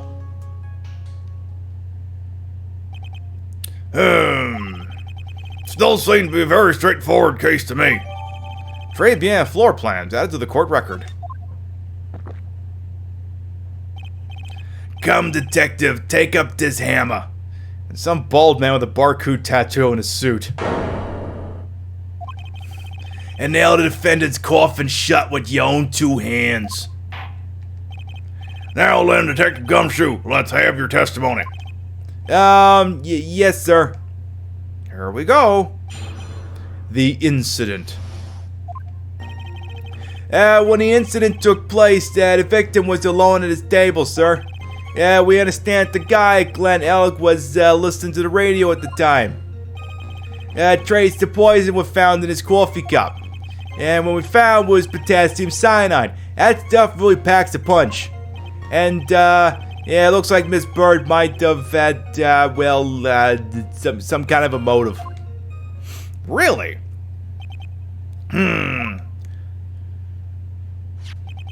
Using the dark aromatic depths of coffee to conceal the poison. Classy lady. The facts of this case seem to be ironclad. Mr. Wright, I would ask you to begin your cross-examination, but... Yes? Please, no intimidation tricks this time around. Is that understood? I already told you that wasn't me! Get it through your thick skull. It wasn't me. When the incident took place, the victim was alone at his table, sir. Tell me more. Can I stop you for just a minute? What is it? Did I say something that contradicts the evidence? He's so desperate for that to be true, he's practically crying. Your testimony just now doesn't match the testimony given by Miss Byrde. She claims that there was another man at the victim's table. I'd intimidate him on principle. I missed the line there. What killer wouldn't say that when faced with a homicide conviction? Hey! Sadly, a testimony isn't supported by the owner or the other customer. Isn't that right, Detective Gumshoe? Yeah, it's true. The 2 testimonies tie up on that. They both said there was no other guy at the table. What should I do? Should I press on this point a little harder or not? Oh, come on. Press. Push the buttons. Come on, baby. Push my button. Well, maybe just the other witnesses just missed him. Perhaps their view of the victim's table was obscured in some way. Ha! That argument is as weak as the coffee at Tribulations, right? Wow. Fucking savage. I have here in my possession a ticket. A ticket?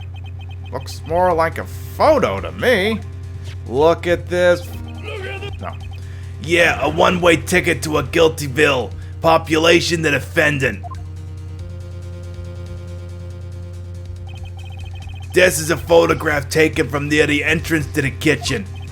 This is the scene as witnessed by the chef moments after the poisoning took place, correct? I think the court will agree that with such a clear view of the scene of the crime. How, Mr. Trite, could anyone have overlooked the second person at the table? One ticket to guiltiness. Pack your bags, you're going to jail. It certainly seemed to show the victim table extremely clearly. Crime photo added to the court record. Okay. Listen to radio, traces of poison. It was cyanide. You're gonna have to elaborate on the motive. Yeah, rip Eddie Money. And the car's front man too, rip him. Some kind of a motive. Yeah, but if you ask me, it's been blown way out of proportion. You know what my golden rule is, detective? Chuck out a bad cup of coffee. You can always get another. Huh? I don't get it. I'm saying we can always get another witness on the stand if we have to chuck you out. Oh, So stick to the facts, detective. Now then, what was Miss Byrde's motive? come on, Gumshoe. She was, they said she wanted to steal a lottery ticket. I knew it. That's what we heard yesterday, too. Yeah, they're pretty much all gonna start falling off at this point. Shame. Yeah, it disappeared from the scene of the crime. And it wasn't just any lottery ticket. It was a winning ticket for $500,000. Mr. Armstrong knew about the ticket too, didn't he? But he stole the wrong one. Then is it possible Maggie stole the winning one? What should I do? Should I press on this point a little harder? Oh yeah, baby, press on that. Press on it. Yeah, yeah. Wait a minute. The mere fact that the lottery ticket disappeared in no way implicates my client. Ha! I have here in my hand the very ticket in question. That's a $500,000 lottery ticket? One of the female police officers found it when she was conducting a search of the defendant. What? Order, order! Ha! She's quite a lucky bird, our little waitress. You will submit that ticket as evidence to the court immediately. I better keep an eye on that ticket. The way the judge's voice is quivering. Victim's lottery ticket added to the court record. This ticket was presented to the court in the previous trial too, but it feels heavier now somehow. $500,000, you say? It's just a scrap of paper. What matters is where it was found, Yana. I bet he wants to say it was found on Maggie's person. You really think there are any contradictions in his testimony? To be honest, I don't know. A gumshoe told us out in the lobby. He said we'd be forming a united front, right? Present that ticket to the court now. How will we win the case if he doesn't throw us the line? I don't have a whole lot of options right now. The best I can do is gather the facts together, I guess. Yeah, maybe tell me about the traces of poison. Is it just you, or does the ticket look more like a credit card? I can see why you'd think that.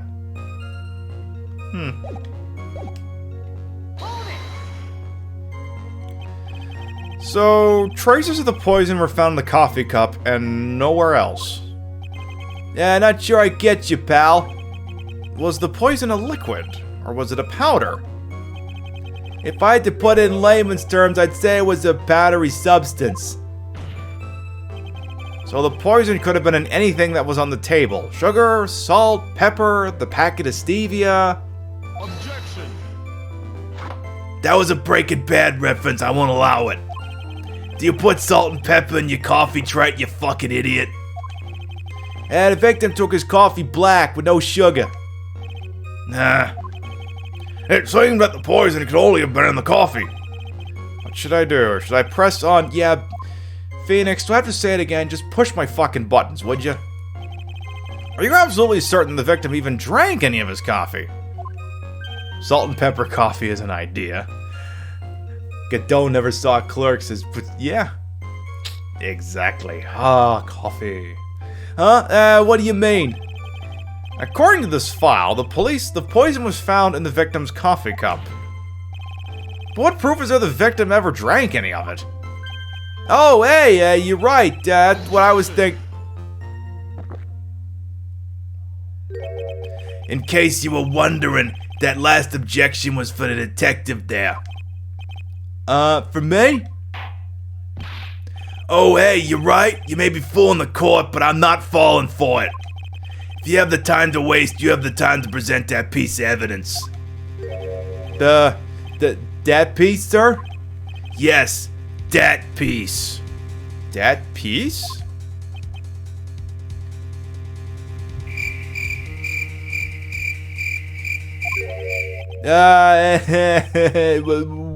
What piece was that? What piece was that again? That piece of ass. This. Ow! Should I be grateful this coffee's only hot enough to give me first-degree burns? Boy, that escalated quickly. I mean, that really got out of hand fast. Ow, ow, ow. Taps Gumshoe's head. Not quite ripe yet. Oh, now I remember. This is the victim's coffee cup. Yeah, the victim's cup. Take a good look at the rim. Oh, yes, it's unmistakable. There is clearly a coffee stain on it. Conclusive proof that the victim did drink the poisoned coffee that was in his cup.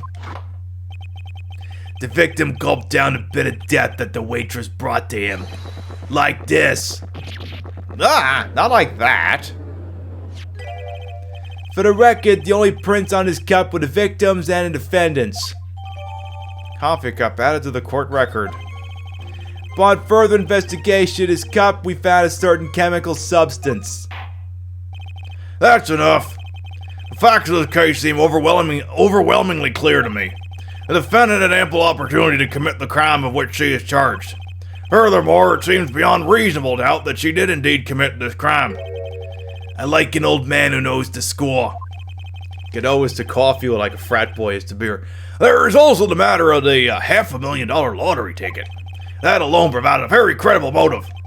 I mean, for that sum of money, even I might be tempted to bend the rules. I don't mind an old man who is weak to the siren column money. Not good, Nick. The evidence against Maggie is starting to pile up fast. Yeah, that's because the court has ruled guilty once already. I'd say it's about time to wrap up this repeat performance with one final decisive piece of evidence. Hey, how about I give you this ticket? We pretend this whole case didn't happen. He's got more evidence against Maggie? This is the apron that delightful Miss Byrde was wearing at the time. Wow, that's not the cleanest apron I've seen. That stain looks like... It can't be blood, can it? Ha! It seems the star of our play was a little flustered. And somehow spilled coffee on herself. Yeah, coffee. That's definitely the takeaway from this. The coffee, that's not exactly the first thing that caught my eye.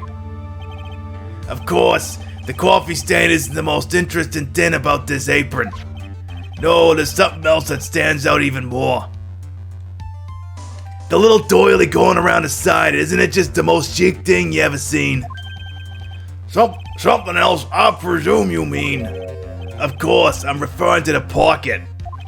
The pocket? A search carried out right after the incident uncovered this.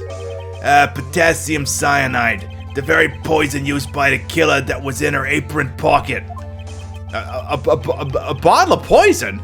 In Maggie's pocket? Yeah, and Maggie's prints were the only ones on it. What? Oh dear. Order! The court will accept these items into evidence. Apron added to the court record. Potassium cyanide added to the court record. A guilty verdict added to the court record. There's something still bothering me, Mr. Gatto. Why have you not explained the blood stain to the court? Blood stain? What blood stain would that be?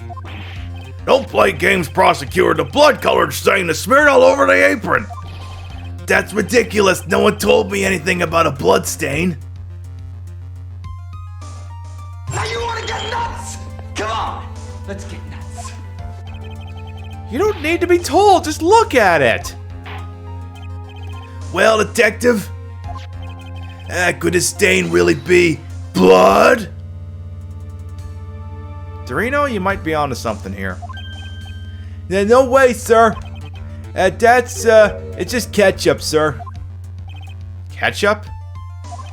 It's the red filter messes up his color perception. She must have gotten some on her apron while taking someone to breakfast that day. You could have spoken up a little sooner, Detective Gumshoe. Pull a stunt like that again, I'll have you drink 17 cups of ketchup, witness. Isn't there somebody on Bachelor who would have been into that? Oh, wait, no, she was into hot sauce, not ketchup. Never mind. Nah. I thought everyone knew what it was already. I haven't seen anything yet to make me doubt the last verdict I ruled on in this case. The motive, the opportunity, and the supporting evidence, they have all been clearly established.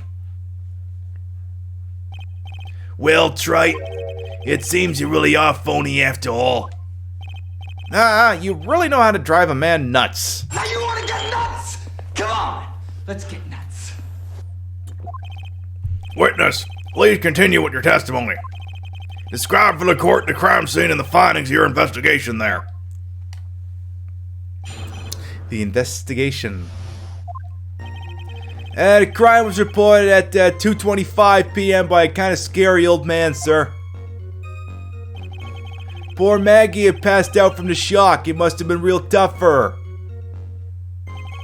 her. The victim didn't have any identification on him, but we figured out what he was pretty quick, and then the investigation went smoothly. When Maggie was searched, we found the lottery ticket and the bottle of poison. And that was it. There was nothing else missing from the crime scene. Gumshoe, why would you lie so blatantly? You identified the victim and secured your prime suspect. Very good. Last chance to convince the court you're a real lawyer, Trite. Don't count on any more cross-examinations after this one, so let the fun begin. Alright, here we go. Crime reported 2:25 p.m. by a kind of scary old man. Poor Maggie had passed out from the shock. It must have been real tough for her. Spill it. Tell us how you want her to be your girlfriend. How long was the defendant unconscious for? The officers got to the crime scene around 2:40. Maggie was still out cold in the kitchen at that time. It took another 10 minutes or so before she came to. I would have liked to have been on the scene myself. I bet you would have liked to have carried out the search, too.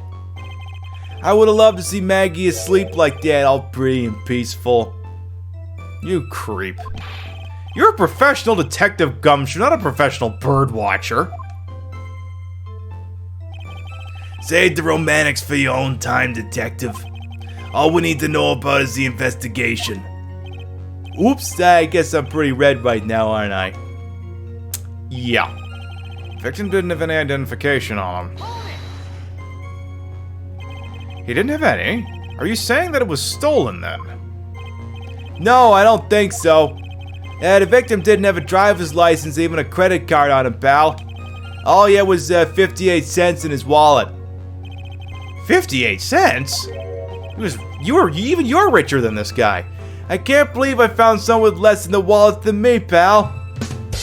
Hey, even Gumshoe's getting in on this. The victim sounds like he was a thoroughly miserable young man. Some kind of outlaw. Why not give him a bit of an edge? I think I'm on to something here. We figured out who he was pretty quick and the investigation went smoothly. How did you find out? It's rare that he can laugh at that. Rare? Wait a sec. Huh? Did I say something dumb again? Let me paraphrase what you just testified to this court. The victim didn't have any form of ID on him. That's basically what you said, yes? So he had 58 cents to pay for that expensive food? Almost like maybe he was there with someone else who was expected to pay for all of this. Yeah, basically. In that case, how are you able to identify the victim so quickly? Oh, that. He's so let down, he's got the whole sagging shoulders and puppy eyes thing going. There was a prescription bag on the victim's table along with the lottery ticket. It seems Mr. Glenn Elk visited his doctor before he went to Tribulations. We got the victim's name from the medical records of the doc who prescribed the meds. That's a reliable enough source for the court. What should I do? Should I leave this alone or ask to hear more? Ask about his health insurance. Ask about the prescription bag. So what sort of medicine was in the bag? Well, actually, the bag we found was empty. Huh? Yeah, completely empty. It was completely empty? Ha! You're entering an empty paper bag as evidence? Desperate, are you, trite? Now, what happened with the investigation after that, detective? Maggey was served. We found the lottery ticket in the bottle of poison.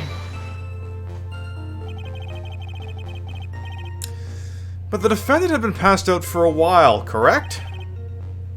In that case, isn't it possible someone planted the evidence in Maggie's pocket? Hey, yeah, you nailed it, pal. It happened to me all the time.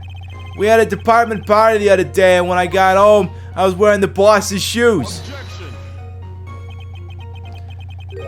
Keep up this crazy testimony, detective, and those shoes will end up down your throat. She got a great ass, and you got your head all the way up it. Sorry. So, trite, someone planted the evidence in Maggie's pocket? That's a pretty bold statement. Care to back it up with some evidence? Well, I'd love to if I had any. It appears you have no evidence to support your theory, Mr. Wright. Continue with your testimony, witness. Exactly. Jesus, God, all savage. There was nothing else missing from the crime scene. See, we know you're lying.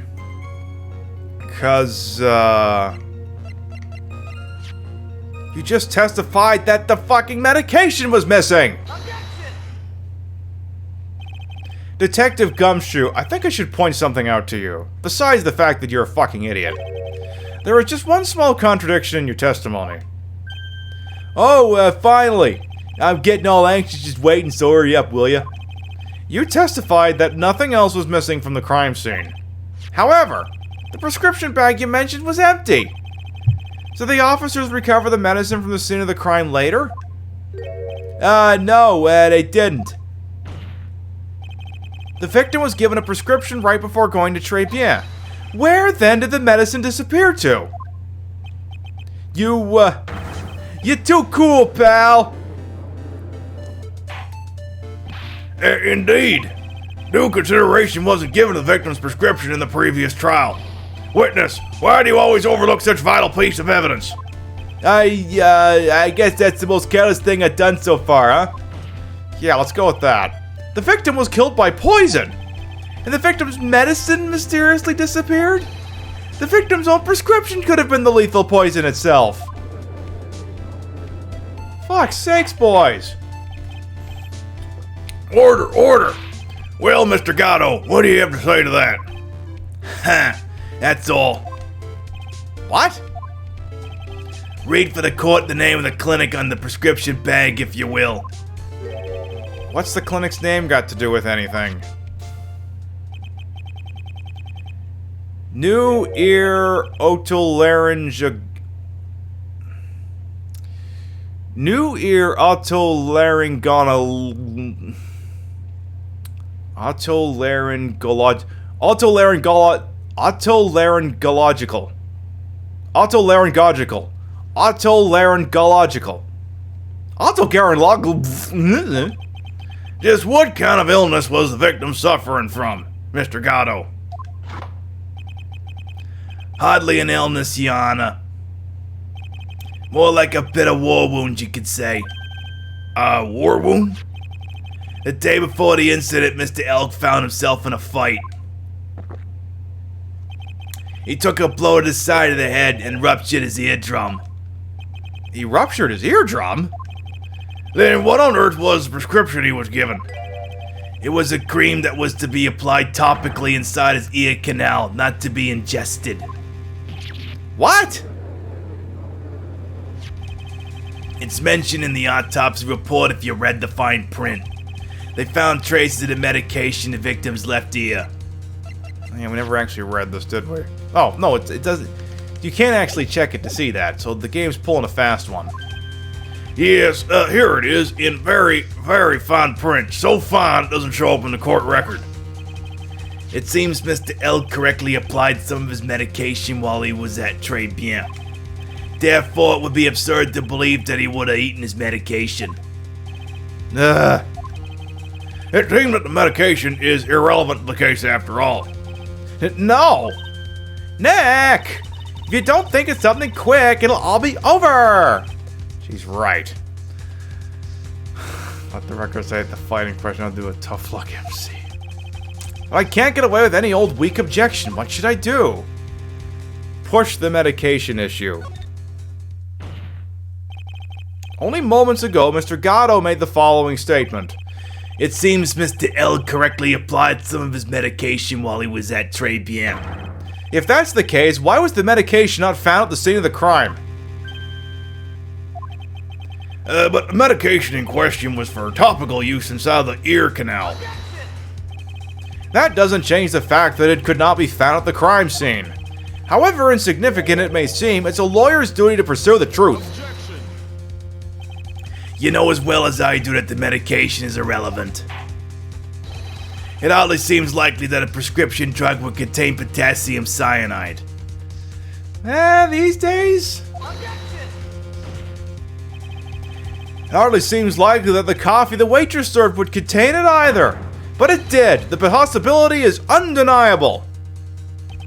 You got me there. That's enough. Mr. Gatto, is the detective the only witness the prosecution wishes to call? Mr. Gatto? I got my own witness I'd like to call, sir. It's the old man who was dead in the restaurant the day of the murder. Victor Crudo, the pigeon hater? Very well. The matter of the disappearing medication seems little more than trivial at best. Hold on, Gatto has to reboot. However, it wasn't explored at all in the previous trial, and that is something that bothers me. The witness is calling a witness? Yep. Yay! Good job, Nick! Court will adjourn for a 10-minute recess, after which we will hear the prosecution's next witness. I suppose this means I'll just have to finish you off in my last 6 cups. Court is adjourned for recess. We will take a brief recess as well. I will be right back.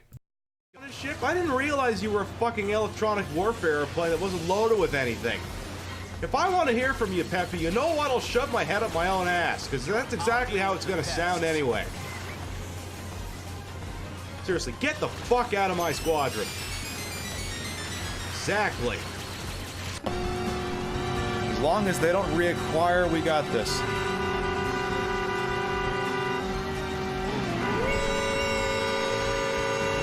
Son of a bitch! What? No, stop! What the fuck?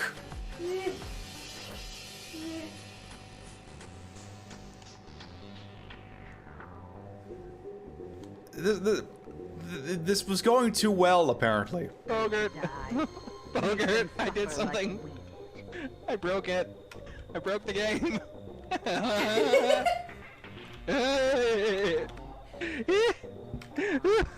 You sound closer than you should be. What the hell did you do?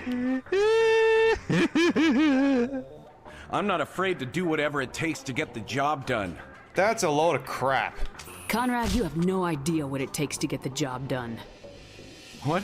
No, please don't hurt me. Why are you doing this? You're pathetic. This is how a gun in your face feels. It happens to me every day. You can't handle this. I thought you were a hero. Heroes don't do things like this. I wish I'd never met you. It's for the best. He needed to hear that.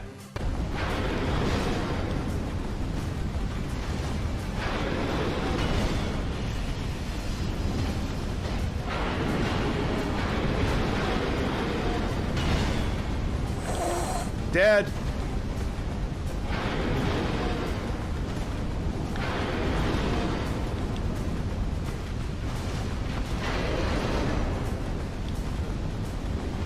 No aspect of that should have functioned.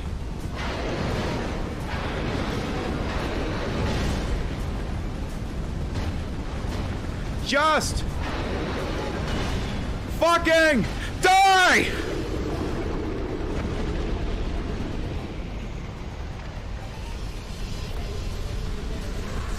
GG, first time.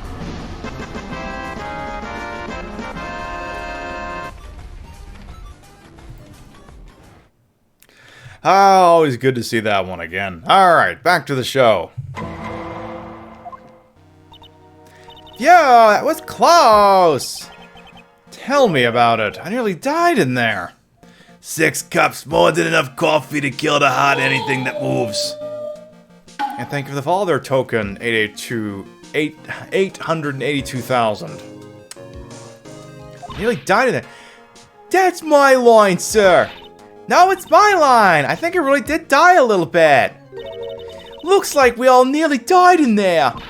I can't believe Detective Gumshoe. How could he betray us like that? Huh? He said he'd help me, but he totally set me up. I don't think he meant to do that, Maggie. He was being backed into a corner. I mean, the guy's got to do his job, right? Pib, you died. It's okay. I know all about lies and betrayal. I've had them my whole life. But it really hurt this time. I feel like someone punched me hard in the stomach. I hate that guy. I don't ever want to see him again. Poor Gumshoe. So the next witness is going to be the old guy from the park, right? Yeah, Mr. Kudo, lover of waitress outfits and projectile seeds. I bet he's gonna be really stubborn. I mean, he's pretty set in his ways, you know? Yeah, he's a big old grouch. Are you gonna be able to handle him, Nick? Yeah, I can take whatever he throws at me, even those never-ending bird seeds. We can do it, Beach.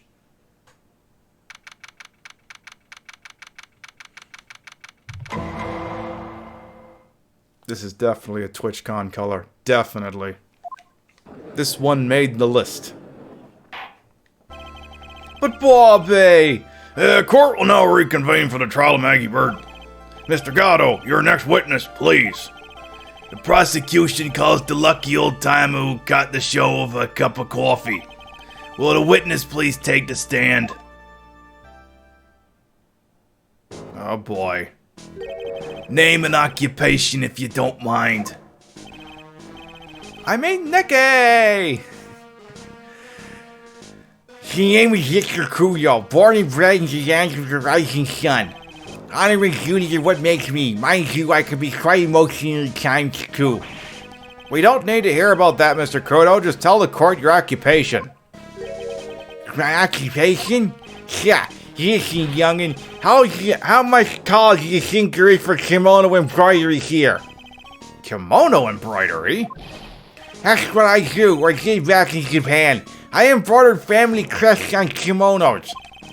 Thank God for this pop filter on this microphone. My ancestors were embroidering kimonos even before this country even existed. Wow, a real craftsman. They're a dying breed. Hey, maybe you can embroider my costume sometime. And get the fucking nameplates right for once. Anyway, like I said, there's not much demand for that kind of thing here. Yeah, no prop filter's gonna fix that voice. Pro tip, don't move to LA and expect trade in kimono embroidery. Occupation, next we featured on Dr. Pimple Popper for that growth on his nose. Ew. So I had to take a job working at the cash register at a burger joint, pretending to smile. That burger joint would have been better off putting him in the kitchen. Now then, witness, were you in the restaurant at the time of the incident? Oh yes, I was eating some seeds over a cup of cappuccino. Seeds? What do you think these are, I see. He also gets part-time seasonal works leading Santa's sleigh. So you saw everything that happened, Gramps? Did I? Oh, yes, I did. I saw it all. Then please tell the court we're all ears. Sure, I'll tell you. I'll tell you every last detail. He's really getting into this. Fuck. What I witnessed. His or Artie Lang's? His. The young man was reading the sports paper. The serving girl brought him a Javicino, but she put something in it. The man took one sip of it, looked like he was in terrible pain, and then collapsed. That's the serving girl right there in the defendant's chair. I remember her well. Do you now? Mr. Kudo, she is not a serving girl. Please refer to her as a waitress. Yeah, she's not as bad as the rest of them. All these newfangled words, what's wrong with old-fashioned ones, Newfangled? All this talk of radios and glasses, it's wireless and spectacles, I tell you. Excuse me? Listen to me, everyone. Don't forget the old values. Don't let the good old days slip away. Well, I think it's time to hit the old dusty trail. I mean, begin the cross-examination, Mr. Wright. Yes, Your Honor. I'll get right on that. What you witnessed. Young man's reading a sports paper. Nah. Serving girl brought him a Javicino, but she put something in it. Tell me more. Mr. Kudo, that is a very grave accusation. Are you sure about what you saw? Mr. Kudo never makes mistakes. I got every T and crossed every I.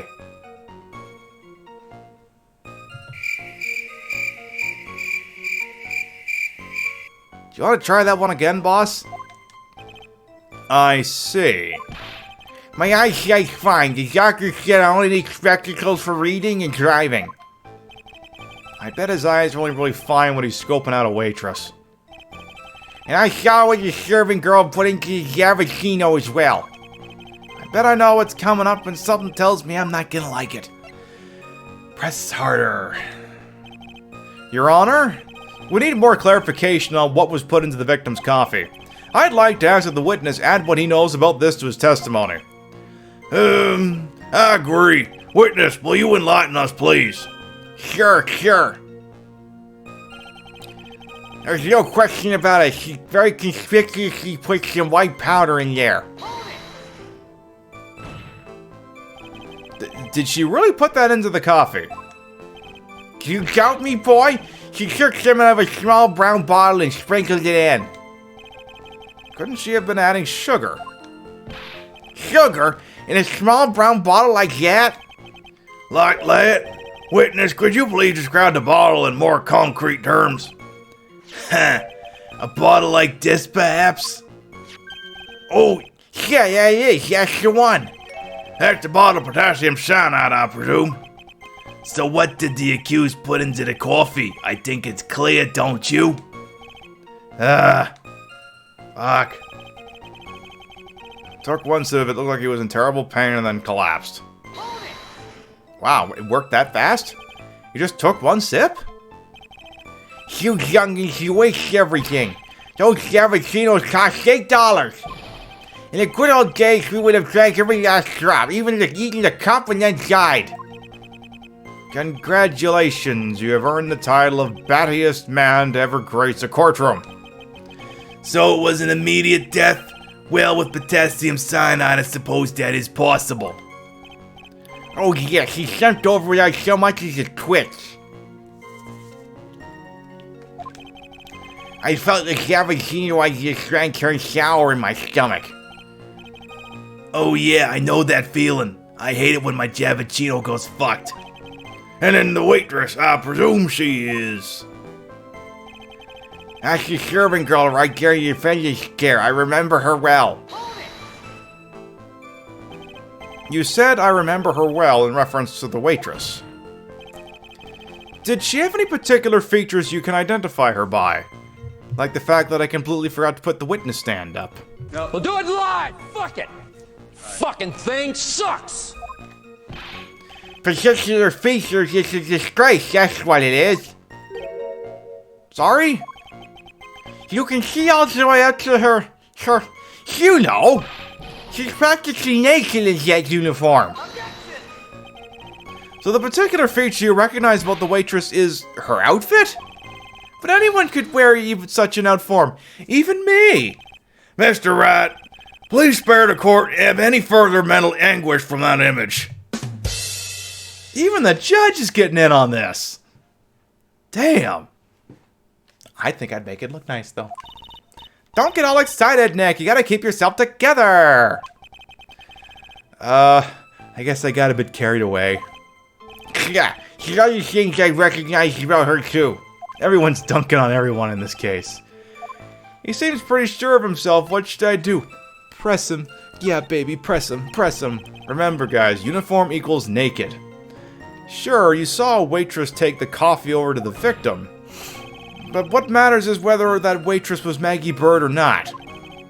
Quite right. Mr. Kudo, these are the features that you recognize about the defendant. I would ask you to add them to your testimony. Sure. There was a ribbon in her hair and her apron straps were loose. You do seem to remember several details about her appearance. But what about the most crucial detail of all, her face? Where do you think he was looking? Yeah, as if I wouldn't remember that. The witness noticed the straps on the accused's apron, and she got a Great ass! And you got your head all the way up it! He's unlikely to make a mistake about a face. That's right, I can even tell you the color of the ribbon in her hair. It was red. That it was. So you see, there's nothing wrong with the witness's eyesight. There's no doubt he remembers the waitress pretty well. What should I do? I get the feeling there's something more to this somehow.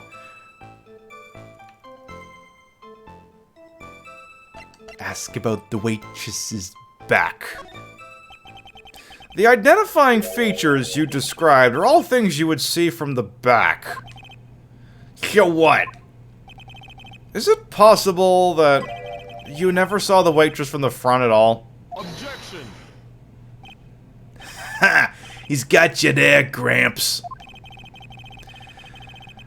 People normally talk about facial features when they're asked to describe someone. I think you have to have the P capitalized and the S is lower, I think. But this witness's testimony is nothing but straps and ass. This is harassment. I tell you I'm not obsessed with straps or ribbons. Bullshit. I'm just telling you what I saw. Mr. Kudo, the court requests that you add details with any identifying features. Features you observe from the front, that is, to your testimony. Sure. This old man's testimony is getting longer and longer. It's like his, when he's talking about Maggie. Joke arriving on track 4.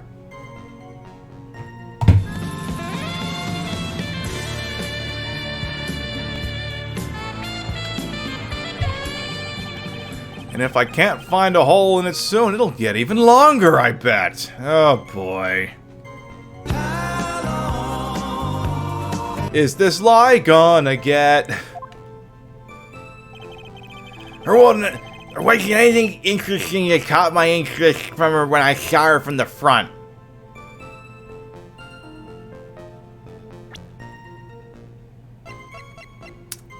Sir, that was a lie.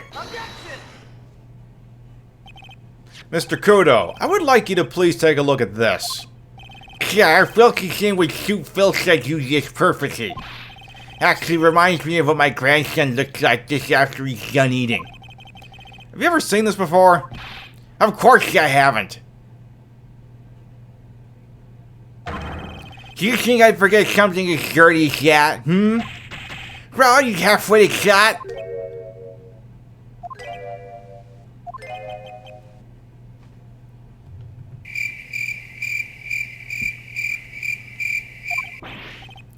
What is it? Ever since I said you have Willie shot, there's been an eerie silence in here. Mr. Kudo, this apron is the apron worn by the defendant on the day of the poisoning. And as you just said yourself, you wouldn't forget something like this.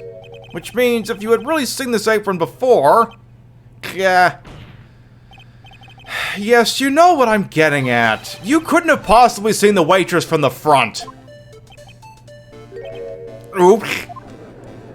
You numbskull. The fuck do I do with you now?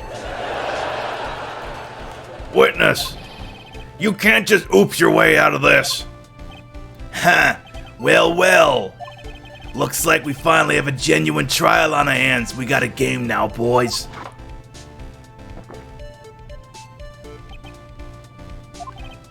Listen, Trite, hear the facts. On the day of the incident, there was only one waitress in the restaurant. That being the defendant, Miss Maggey Byrde. Exactly. And when that one waitress put the poison into the coffee cup, this old guy was watching. I hope you understand the gravity of the situation, Mr. Kudo. The fate of the defendant may rest on what you say you remember seeing. Just tell the court exactly what you saw, Gramps. You can rely on me, Captain. My logging's in perfect working order. I can't remember a single occasion when I forgot what burger a customer wanted. He can't remember? More like he messed up so many times he's blocking it out. Well, let's test just how good your memory and attention to detail is, Mr. Kudo. Tell us what you remember about the victim. About the victim. She was another of those pesky young types wearing a broken pair of spectacles. She had a newspaper in his right hand and a noisy rat kept rustling its pages. The young man was listening to the wireless. I remember that well. Then the serving girl in question brought over the Zavicino. The little freak picked up the cup with his free hands and took a sip. The testimony we have just heard was to test how credible the witness's memory is. It seems to me that he remembered the victim in a great deal of detail. Oh yes, I hate those you-know-what types who are so vague about everything. How are we gonna handle this, Nick? We only need to do one thing. We just need to prove the old man's memory is shot. Just trip him up. Just trip him up, you mean? Isn't that kind of cruel? I suppose, but it is what I do best. We're gonna have to do it. He was another of those pesky young types wearing a broken pair of spectacles. He had a newspaper in his right hand.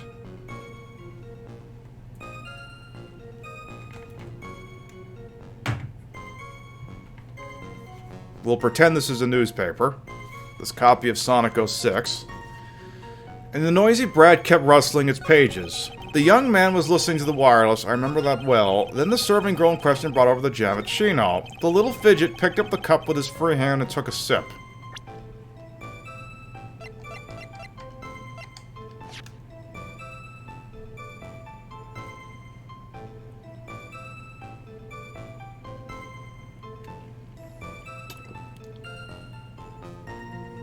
He picked it up with his right hand.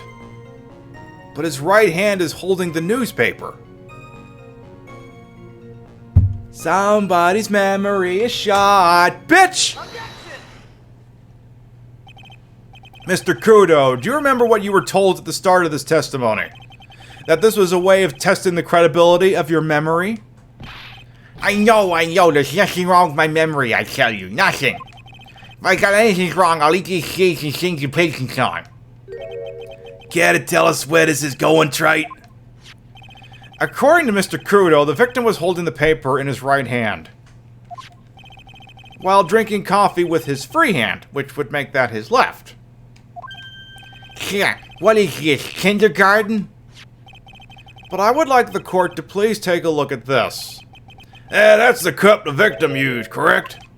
Yes, and on the rim you'll notice the mark left by the victim's lips.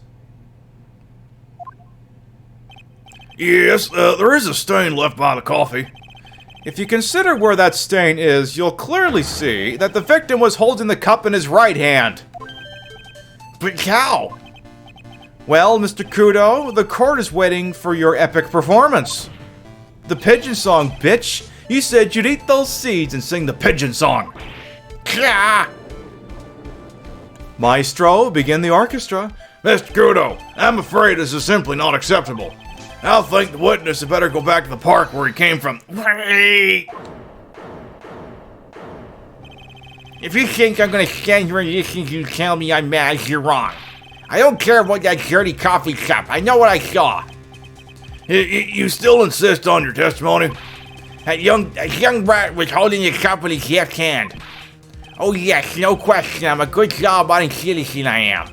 It's that dead young hotbot, and you spiky-haired yahoo were at fault. Who, me? Thank you, old man. We've heard quite enough from you already. Don't call me old man, Been around for 68 years, I have. You can't forgive me. You can't ignore me. You couldn't have been around for one more year, couldn't you?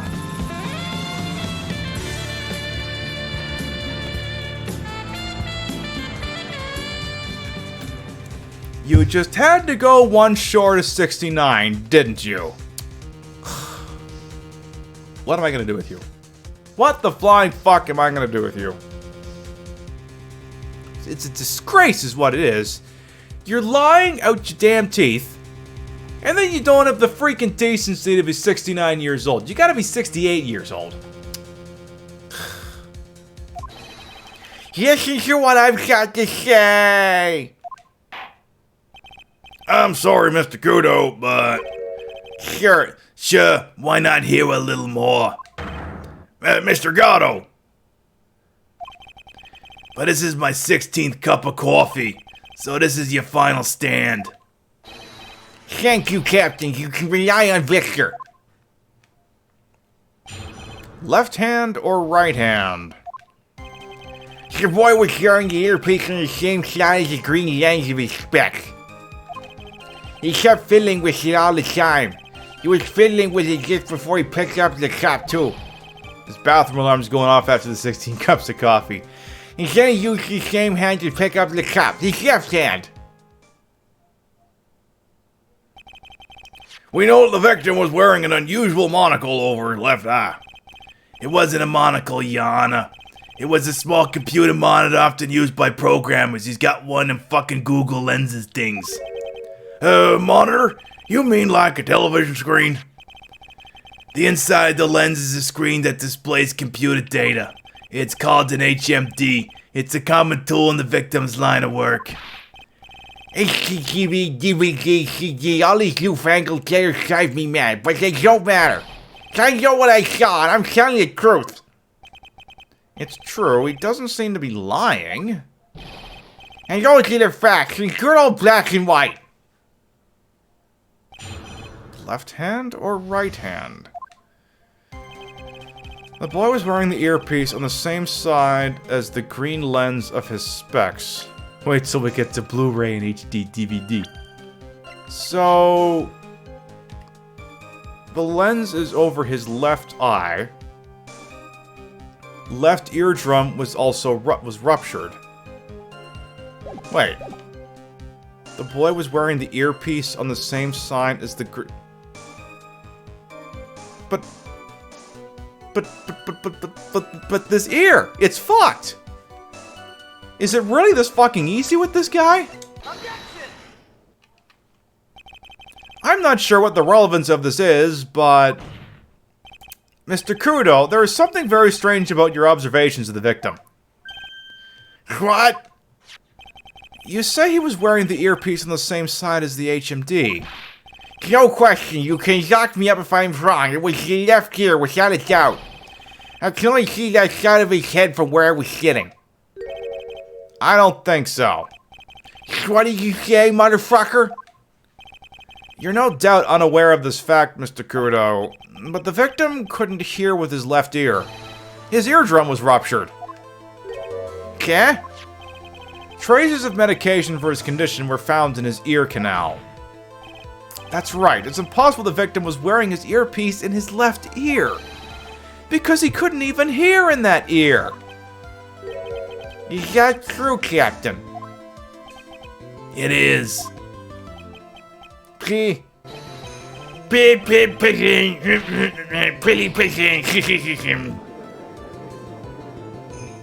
Now you want to get nuts? Come on, let's get nuts. Order! This witness's testimony is completely unreliable. He only saw the waitress from behind, and he claims the victim was wearing an earpiece when we know his eardrum was ruptured. Well, Mr. Gatto? Yeah. A single drop of milk is all it takes to destroy the pure black magic in the cup. This old man is my drop of milk. Captain, are you calling me a trip?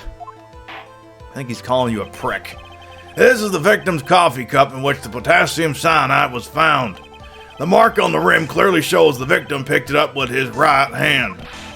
Shall never back down. I know I'm right. The guy drank his cappuccino with his left hand. Let me put you out of your misery. Clearly the victim used both hands. He took a sip with the cup held in his right hand and then switched to his left. That's what the old man saw. Impossible! The witness has already testified on numerous occasions that the victim died immediately after taking just one sip of the coffee. Which hand the victim used to pick up his cup is irrelevant, Your Honor. The facts still stand. With one hand to the other, Mr. Elk drank the poison coffee. Like this. Sadly, Mr. Gatto, that doesn't wash. The point of this testimony was to establish whether the witness's memory was credible. And the results are clear. The testimony given by this witness is useless. Puh! I believe it is time to conclude today's proceedings. I am satisfied the witness is not deceiving the court, but to be frank, his testimony is a farce. Did you have to be so frank? Take that, you papa-shelled fogey.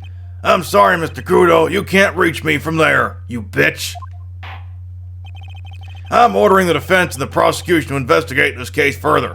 That is all for now. Court is adjourned.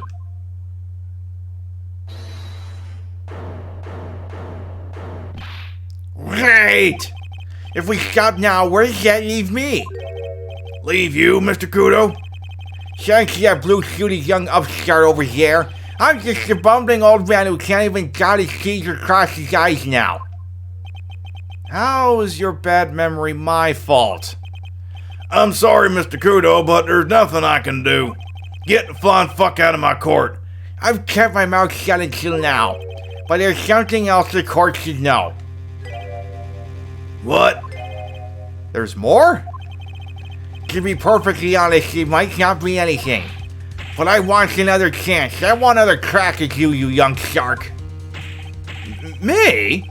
He's looking at me like I'm some sort of evil shogun. Well, everyone, what do you say to one final showdown? The final chapter in this eccentric old man's scrapbook. Sorry, Gramps. I've already had my 17th cup of coffee.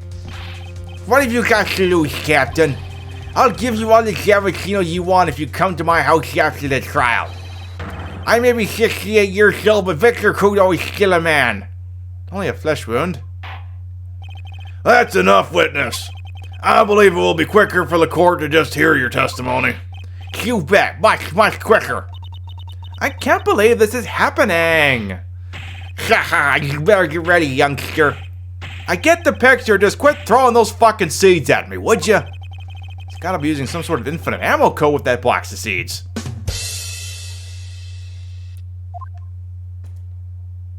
Anyway, the final showdown. First of all, I want to stress that this might be nothing. I'm not so sure of myself. The young boy jumped over the table as soon as he took one sip of his cappuccino. While the clumsy idiot upset the vase, he knocked it right over. It broke and the strip of cloth covering the table got completely soaked. Well, how about that? Turn things upside down,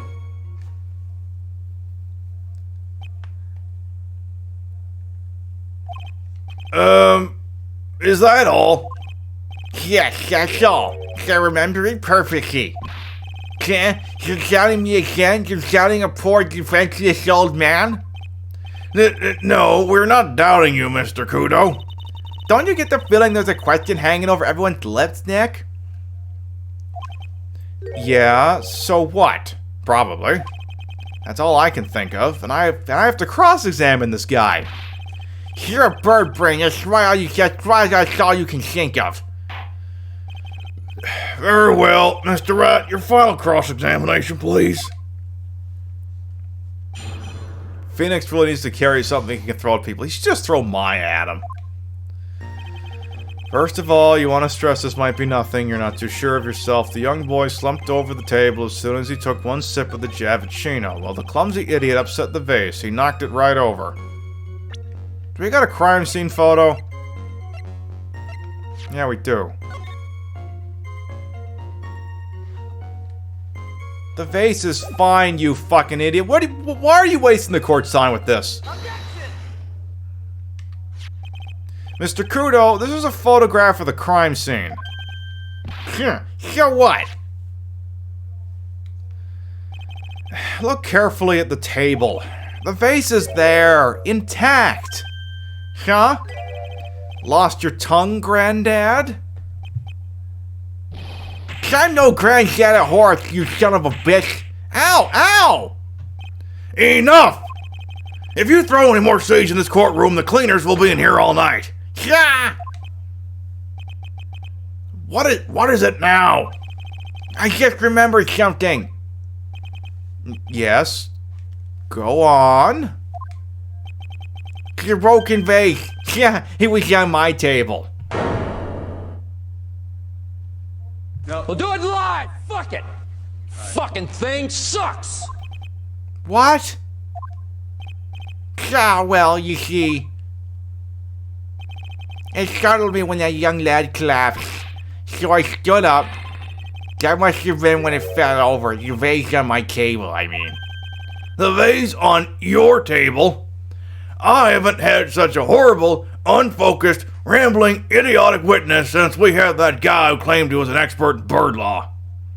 Well, Your Honor, bird laws! No Charlie Dang, it's illegal. Yeah, it was on my table. And that's how my groin came to be completely soaked. Yeah, let's go with that.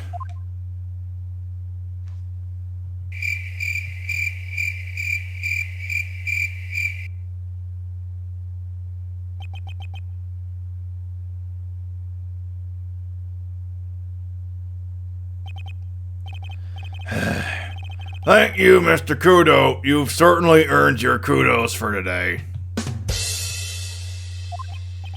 Yeah, I'd like to ask a question now. Have I been any use at all? Perhaps that's something you should reflect on yourself, Mr. Kudo. Throws a tomato at the judge. Yeah, wait a minute. If that's the case, there's more. I've got more to say. Oh yes, I remember something else. Bailiff, escort the witness out of the courtroom. I've had enough of his bullshit. Great, listen to me. Oh, thank God. Well, we seem to have been considerably sidetracked, and I am still not in a position to deliver the verdict. The defendant has not been positively identified as the waitress in question. Additionally, there are two disparities in the testimony we have heard thus far. The mark on the coffee cup that the victim supposedly drank from with his left hand, and the earpiece which was inserted into his left ear out of which he couldn't hear. Wow, Nick, you did it! I'll therefore require both the defense and the prosecution to further investigate the facts. Yes, Your Honor. There is one more thing before I call today's session to an end. One more thing, Your Honor? The witness we just heard from. He is most insistent that his testimony should be of use, so he summarized it accordingly into the statement. Okay. You may each have a copy of it if you wish. Whatever. The prosecution doesn't need props like that. Godot's really mad, huh? Yeah, I would be too. Very well. Here you are then, Mr. Wright. There are 3 copies. My own, yours, and Mr. Gatto's. Yes, Your Honor, thanks. Victor's testimony added to the court record. I'm sorry, this isn't a piece of testimony, more like a 5-year-old's apology. When the incident occurred, I broke the vase at my seat. I'm sorry. Alright. What the fuck are we supposed to do with 3 copies? That is all. This court is fucking adjourned. I'm gonna go get drunk. This is bullshit. To be continued. Wow, that wrapped up a lot faster than these things usually do. I wish we could keep going, but I think there's way too much for us to keep going. So we will call it here for now. You bet the judge has his own bar installed in the office. I bet. So, let me think for a minute here. So we're gonna go ahead and close out of this.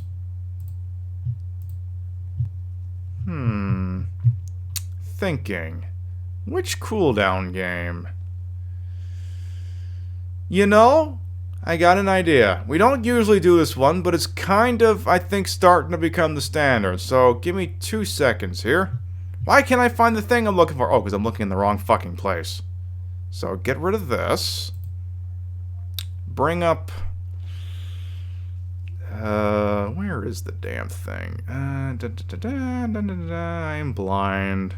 I can't find a thing that's right in front of me. Where the...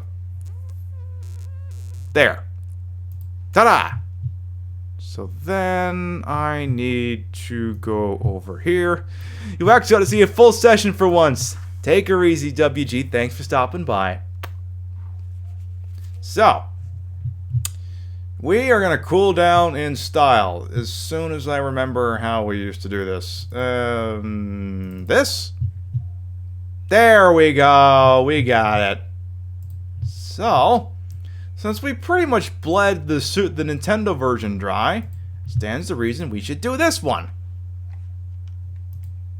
We're gonna play the fam.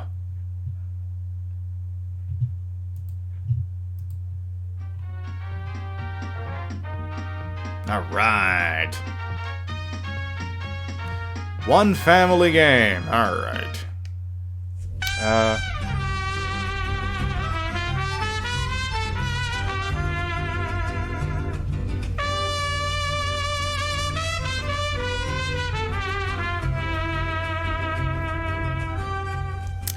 Dios mío, thank you, Punker, for the 13-month resub. Thank you. Alright. Start the game. Family number 1. As usual, if anyone is new here, I make a list of my subs at the start of every month. So everyone gets featured at some point no matter when you sub. Tonight's contestant family is the Mary Marvelite family. See if we can fit all that in here. Mary.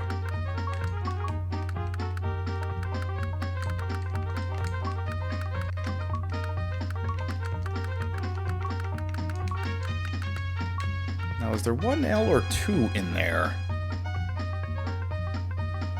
1 L. Oh, I ran out of space anyway. Oh well. Yeah, the Super Nintendo version, lot fancier, but a lot more broken. Taking on the Booth family. Name something you ask a waitress for. The Javicino. The Czech.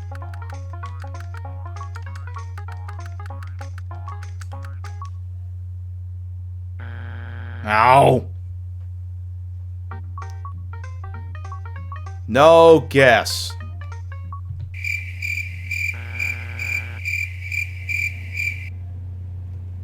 Name something important that you keep in your glove compartment. Registration? A gun?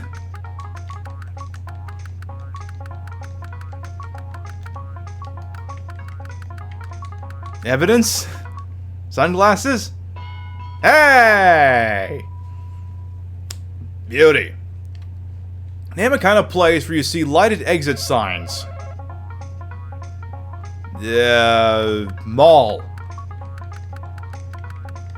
Hospital. School. Movie theater. A hospital. Yeah, that makes sense. That was my other guess. Oh, well. Huh. Name a specific occupation that seems more like play than work. Athlete. Supermodel. Modern day Instagram influencer. Hey! Judge. Name a kind of agent. A double. Orange. Travel. You know what? Travel's probably the smarter answer.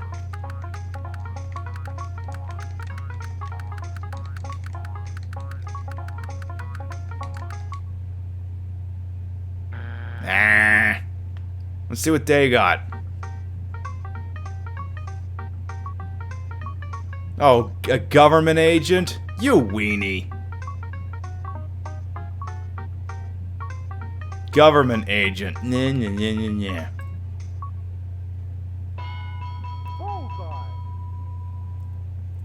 Bullshit. Alright. Alright, we'll play for 11,000, they'll play for 10 in the bonus. Alright. 100 people answered, 7 on the board. Name a fast food main dish besides hamburger. Besides hamburger! Cheeseburger? Pizza? Taco! Actually, we're gonna go hot dog. No, actually. Remember, this is the 90s. Taco.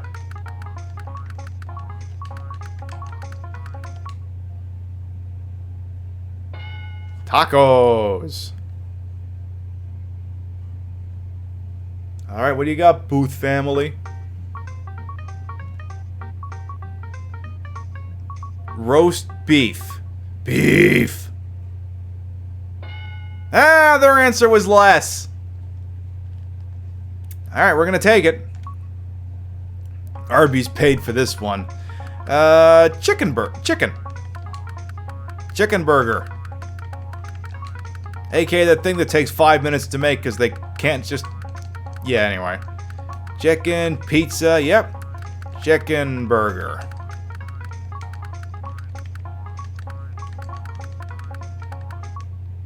Foie gras. Club sandwich. Chicken. Yeah? Alright. Chicken sandwich. Club sandwich.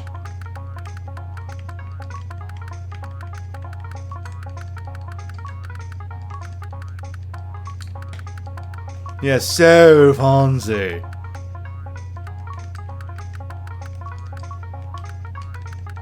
Don't mulf it, don't mulf it.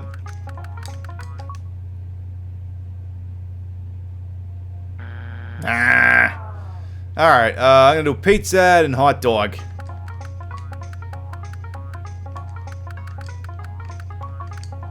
And then, something about maybe a hoagie.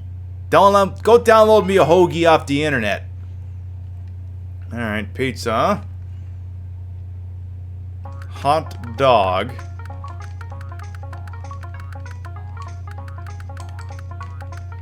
And then, yeah, we'll have to do fish.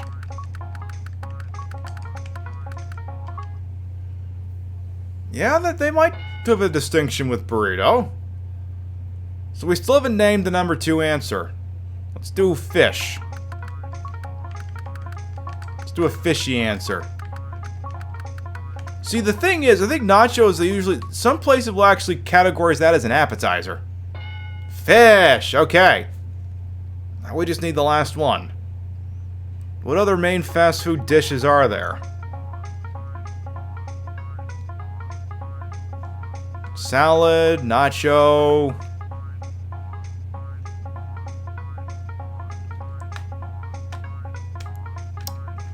Well, the thing is, they may not... That's usually considered a side. Sausage!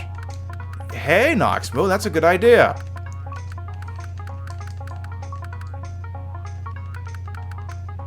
How many S's in sausage? Is that right?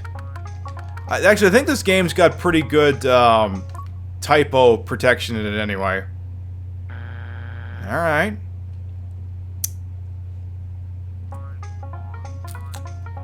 Salad. Why not? I'm gonna try salad. I mean, there are crazy people ordering salads at turkey. Ooh. They did say chicken. Turkey. Yeah, I like... Yeah, that's what I was thinking too. But, you know, sometimes people order that as a main. Turkey. Alright. I did say club sandwich, but maybe sub sandwich would have been different. Okay, Booth, you basically got to come up with the number 0 answer. Oh my fucking god, if it really is salad. Oh, fuck me. No. We'll do it live! Fuck it! Fucking thing sucks! The answer was salad.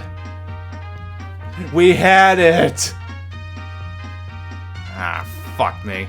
Oh well. Yeah, I'll always go with the first thought. Thank you for the 10 rippies. Ah, well. Shit happens.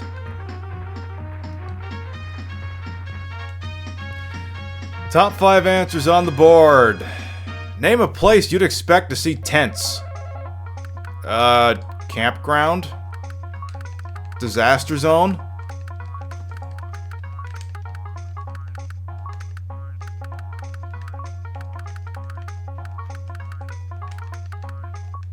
My backyard? Nah, no tents there. Circus. Ooh, 69 for campground. Nice. Yeah, if there was a major protest, we'll do circus.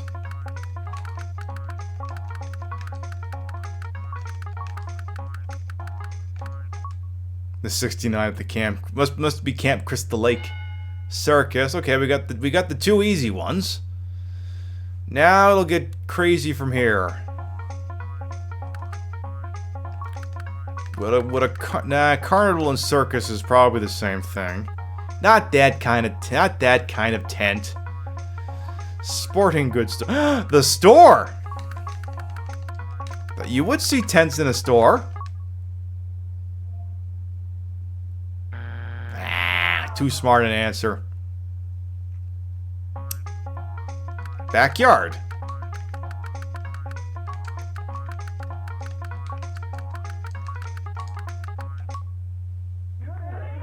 That's gonna be one. Or not. Tailgate parties, flea market. Overnight release for a Super Nintendo game.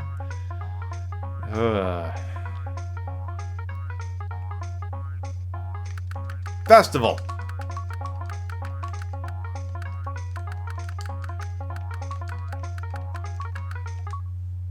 The desert. A wedding. Alright. What do you got, Booth family? You gonna steal this fucking thing from me again? You pricks.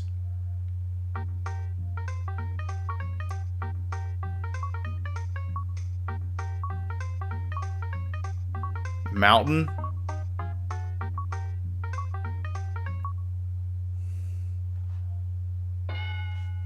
Now you wanna get nuts? Come on! Let's get nuts. An intense round. National Park. Army.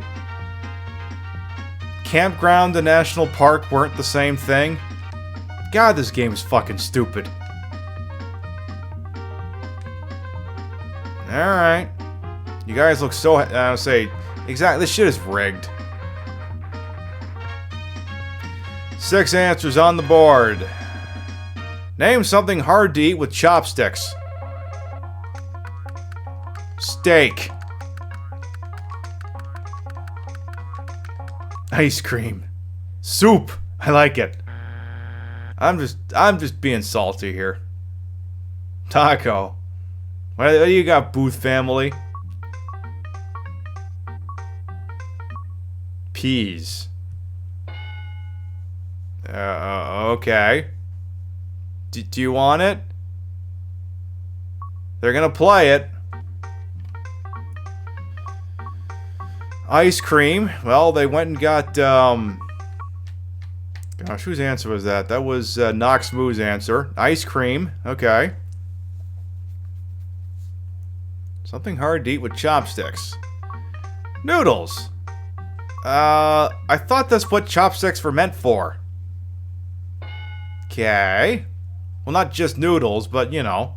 Yeah, it'd be difficult to eat a pizza with chopsticks. It's difficult to eat ass with chopsticks. Jello. Okay. They haven't gotten the number one answer, though. But then they haven't missed any of these things either. Rice.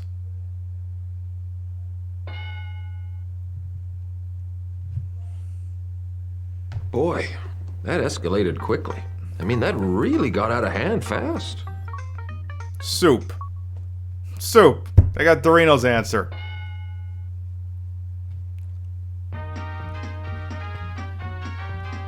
I don't know. This game is stupid.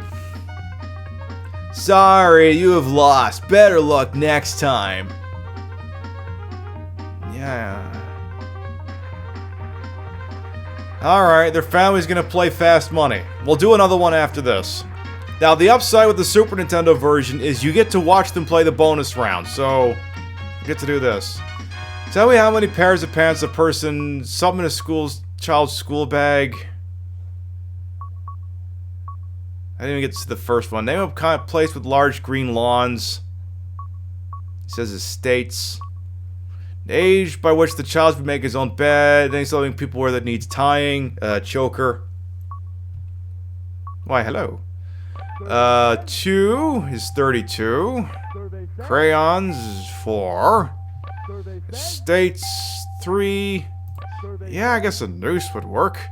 And necktie. I'm gonna see. Number of things then. How about paper? Go ahead and get the stage hook. A kind of place with large green lawns. A golf course. Name the age where a child should be smoking, making his own bed.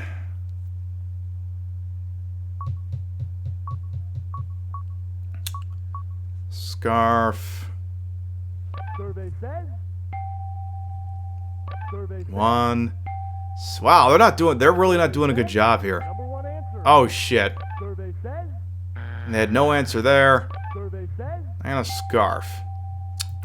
Shame. What an absolute crying shame. Ah, well, what are you gonna do? Guess we'll just have to play again. I can live with that. Oh, I guess I gotta push something in order to make that happen, don't I? Congratulations, Booth family. You mother boofing losers. Ah, well. Alright, well, let's try it again. One game. New family.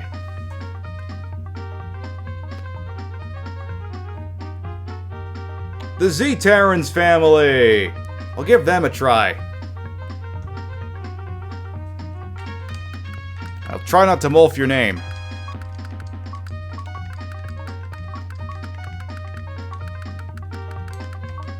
Enter code, no. The Albert family, eh? Name a state with 2 words in its name. Wyoming. No. New York.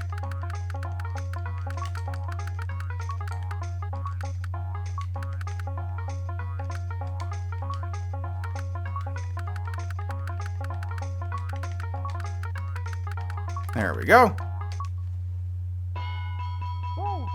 Vermont. Huh. Name a product that comes with a fragrance added. Deodorant. No, cleaner? What would you call that? Soap! Just go with soap. Just don't wolf the soap. Alright, so far so good. Name a kind of animal that has helped man throughout history. Dog. Like, is there literally any answer besides dog? Well, I got told. Yeah, cow. Knox Moose got it. Jesus! Okay then. Man, bear, pig. Name a dog in comics or cartoons.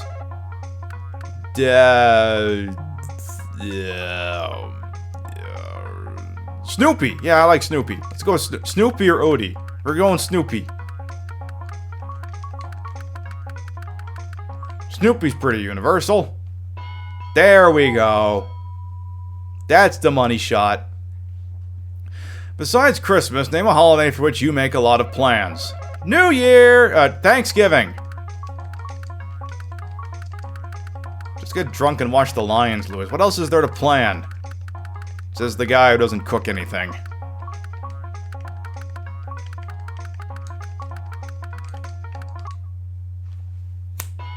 Say, that better be the number one answer, bitch. Alright. Total I will play for in the fast money round. Okay.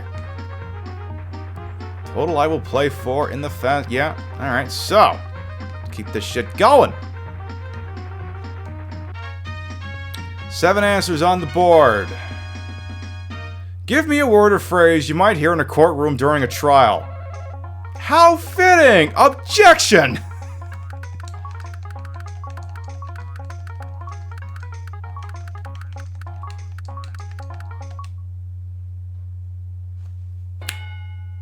Not the number one answer, huh?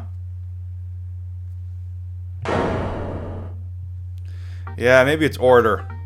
They're going with, Your Honor? Your Honor, yeah. Hold it! Not the number one answer. We're gonna take this. We're gonna play it. Order. Helps if you spell order properly. Get the letters in the right order, so to speak.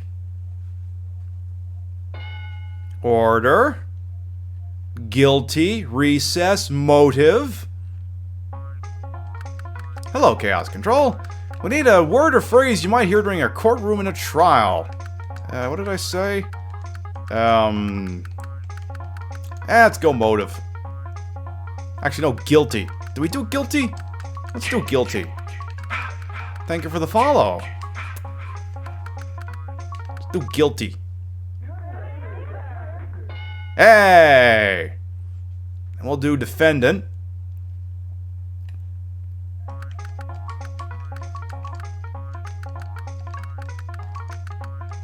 Which is quite appropriate because we were playing Ace Attorney earlier. What wonderful cosmic timing this has had. Okay. Alright, please rise.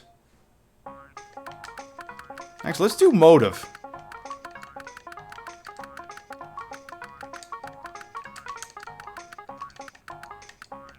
Why, thank you. Thank you very much. Ooh, alright, we're gonna go with all rise since y'all seem to like all rise.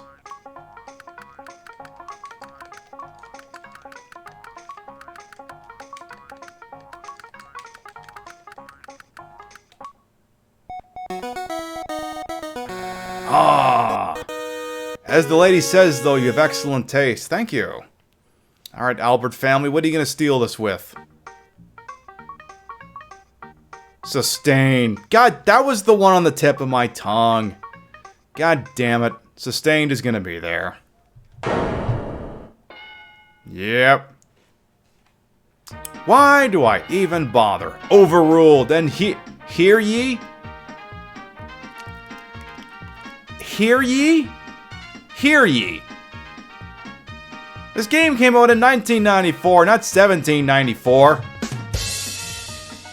What a crock of shit. Yeah, it's the town crier, not a court. Oh, fuck's sake. Enjoy your winnings there, Albert family.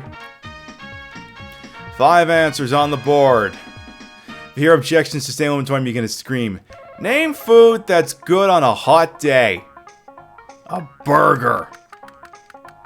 Or as Mayo Faye would say, burgers! Ah, it was ice cream. Who the fuck doesn't want a burger on a hot day? A salad? A salad. Are you fucking shitting me?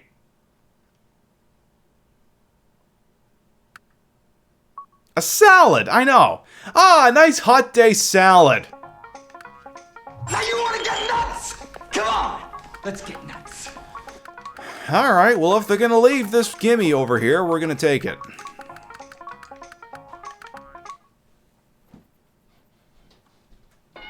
Ice cream, number one answer.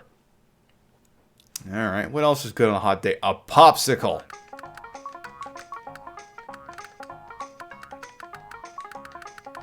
Just take that stick and just jam it all into your mouth and start licking. It's all nice and delicious and... Oh, sorry, just kind of went off on a tangent there. Son of a bitch. Obviously a full turkey dinner. A cold beer? These nuts. Yeah, a sandwich. Maybe like a picnic.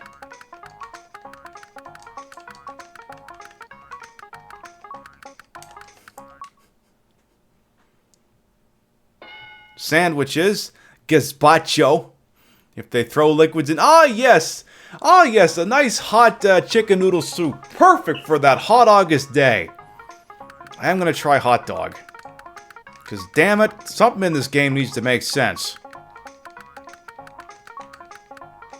And a nice long piece of meat sounds like the answer. Ah, thank fuck. Now, I wonder if it was throwing a fit because I just called it burger instead of hamburger.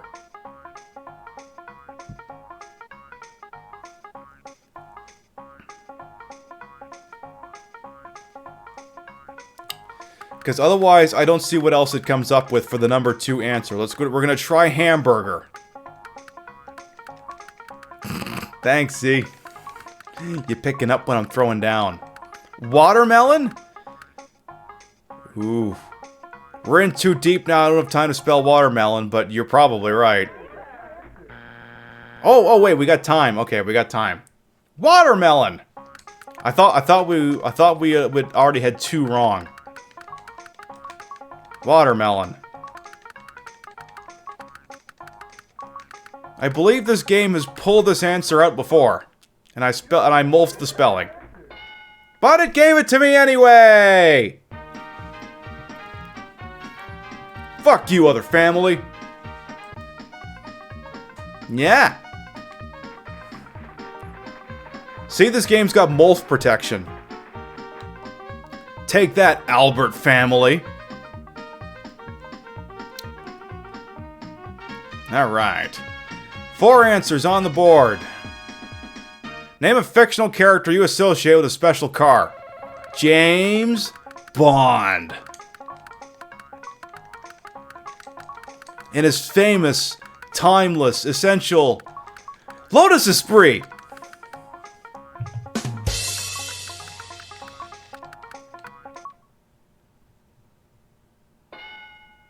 Ooh. Batman's probably the number 1 answer.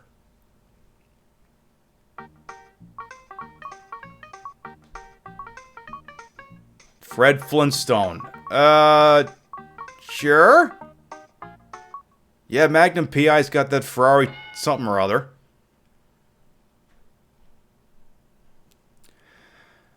I'll take it. We're gonna go with Batman.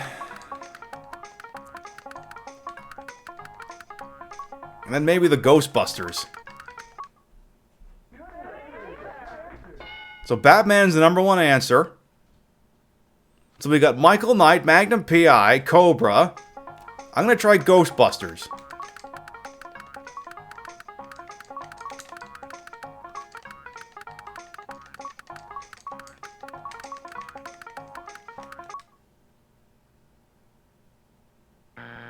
Okay. Fictional character associated with a special car. Yeah, we had Speed Racer.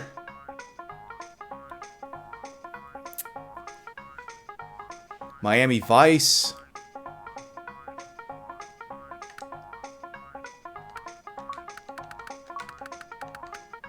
Scooby-Doo. You know, that's worth a shot. Then we'll try Michael Knight.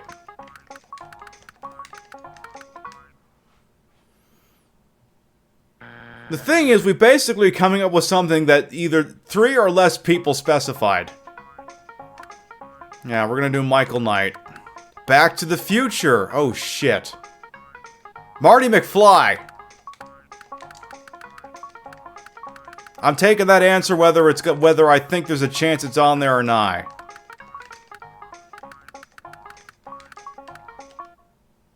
Watch it want Doc Brown.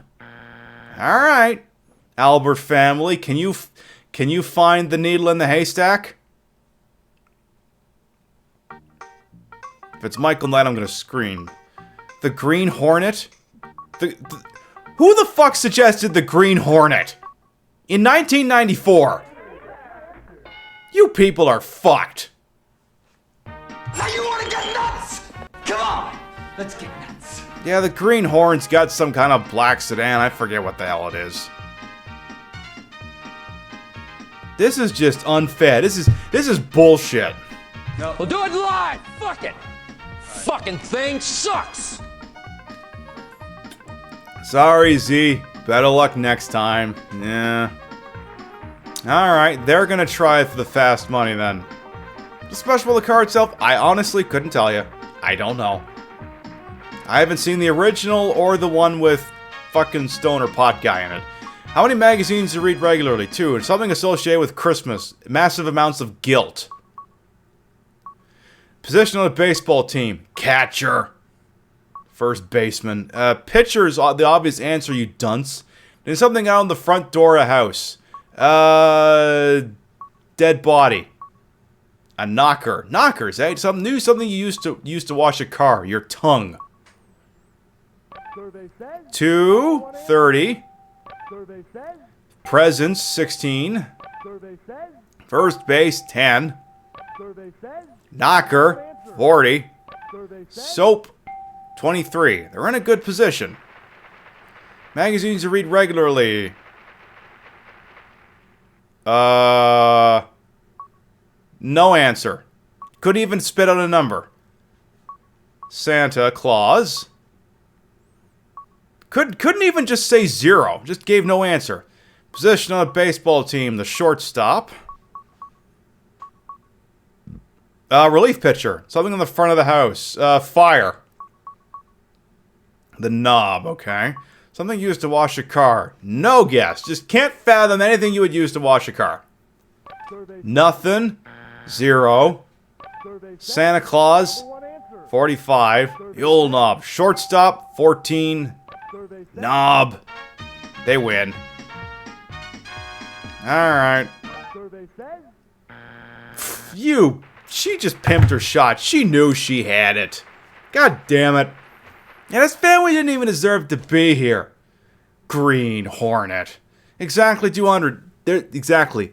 My bullshit detector's going off big time. We'll do it live. Fuck it. Fucking thing sucks. It's a goddamn shame is what it is. Current winnings. Congratulations, Albert family.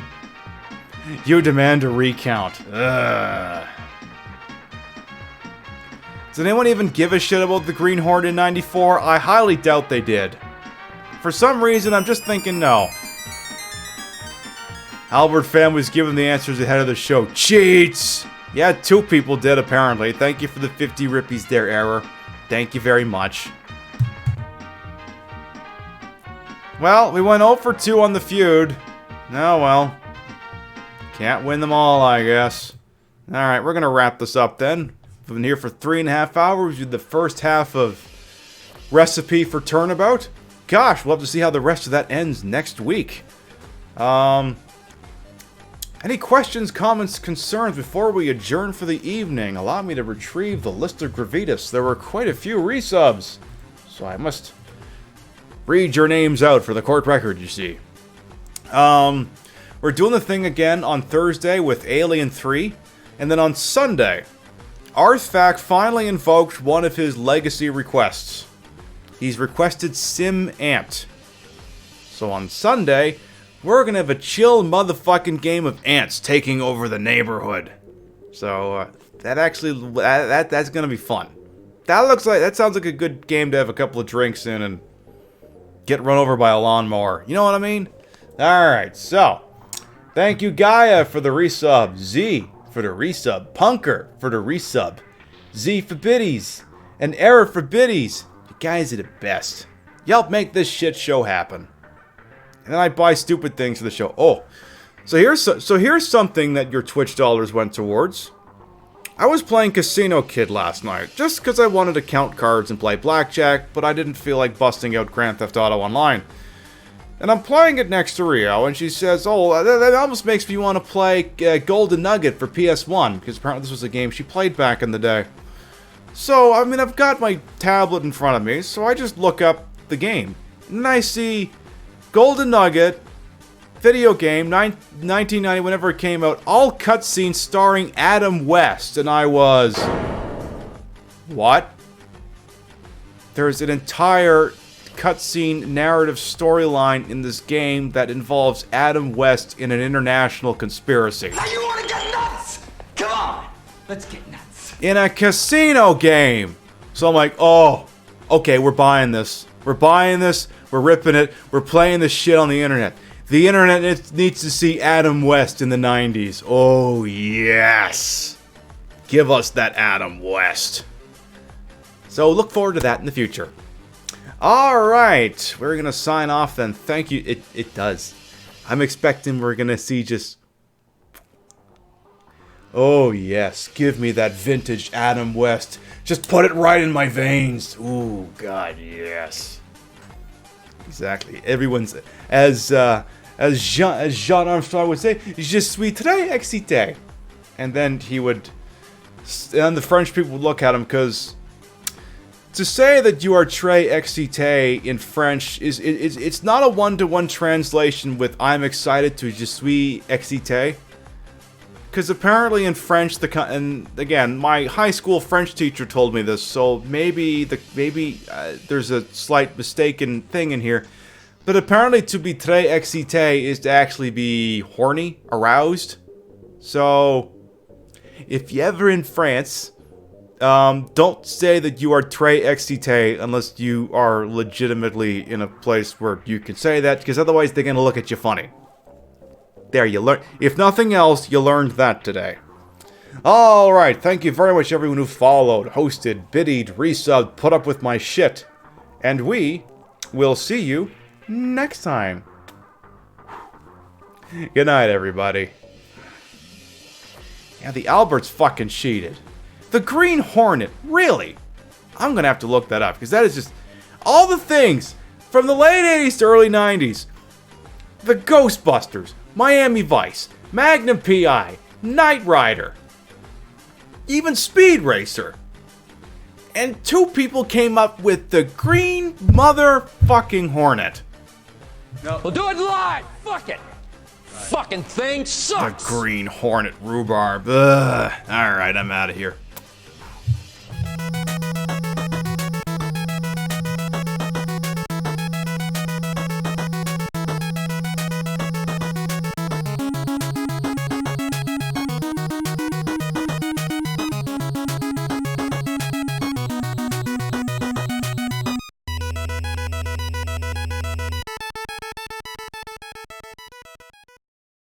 They played us like a damn fiddle!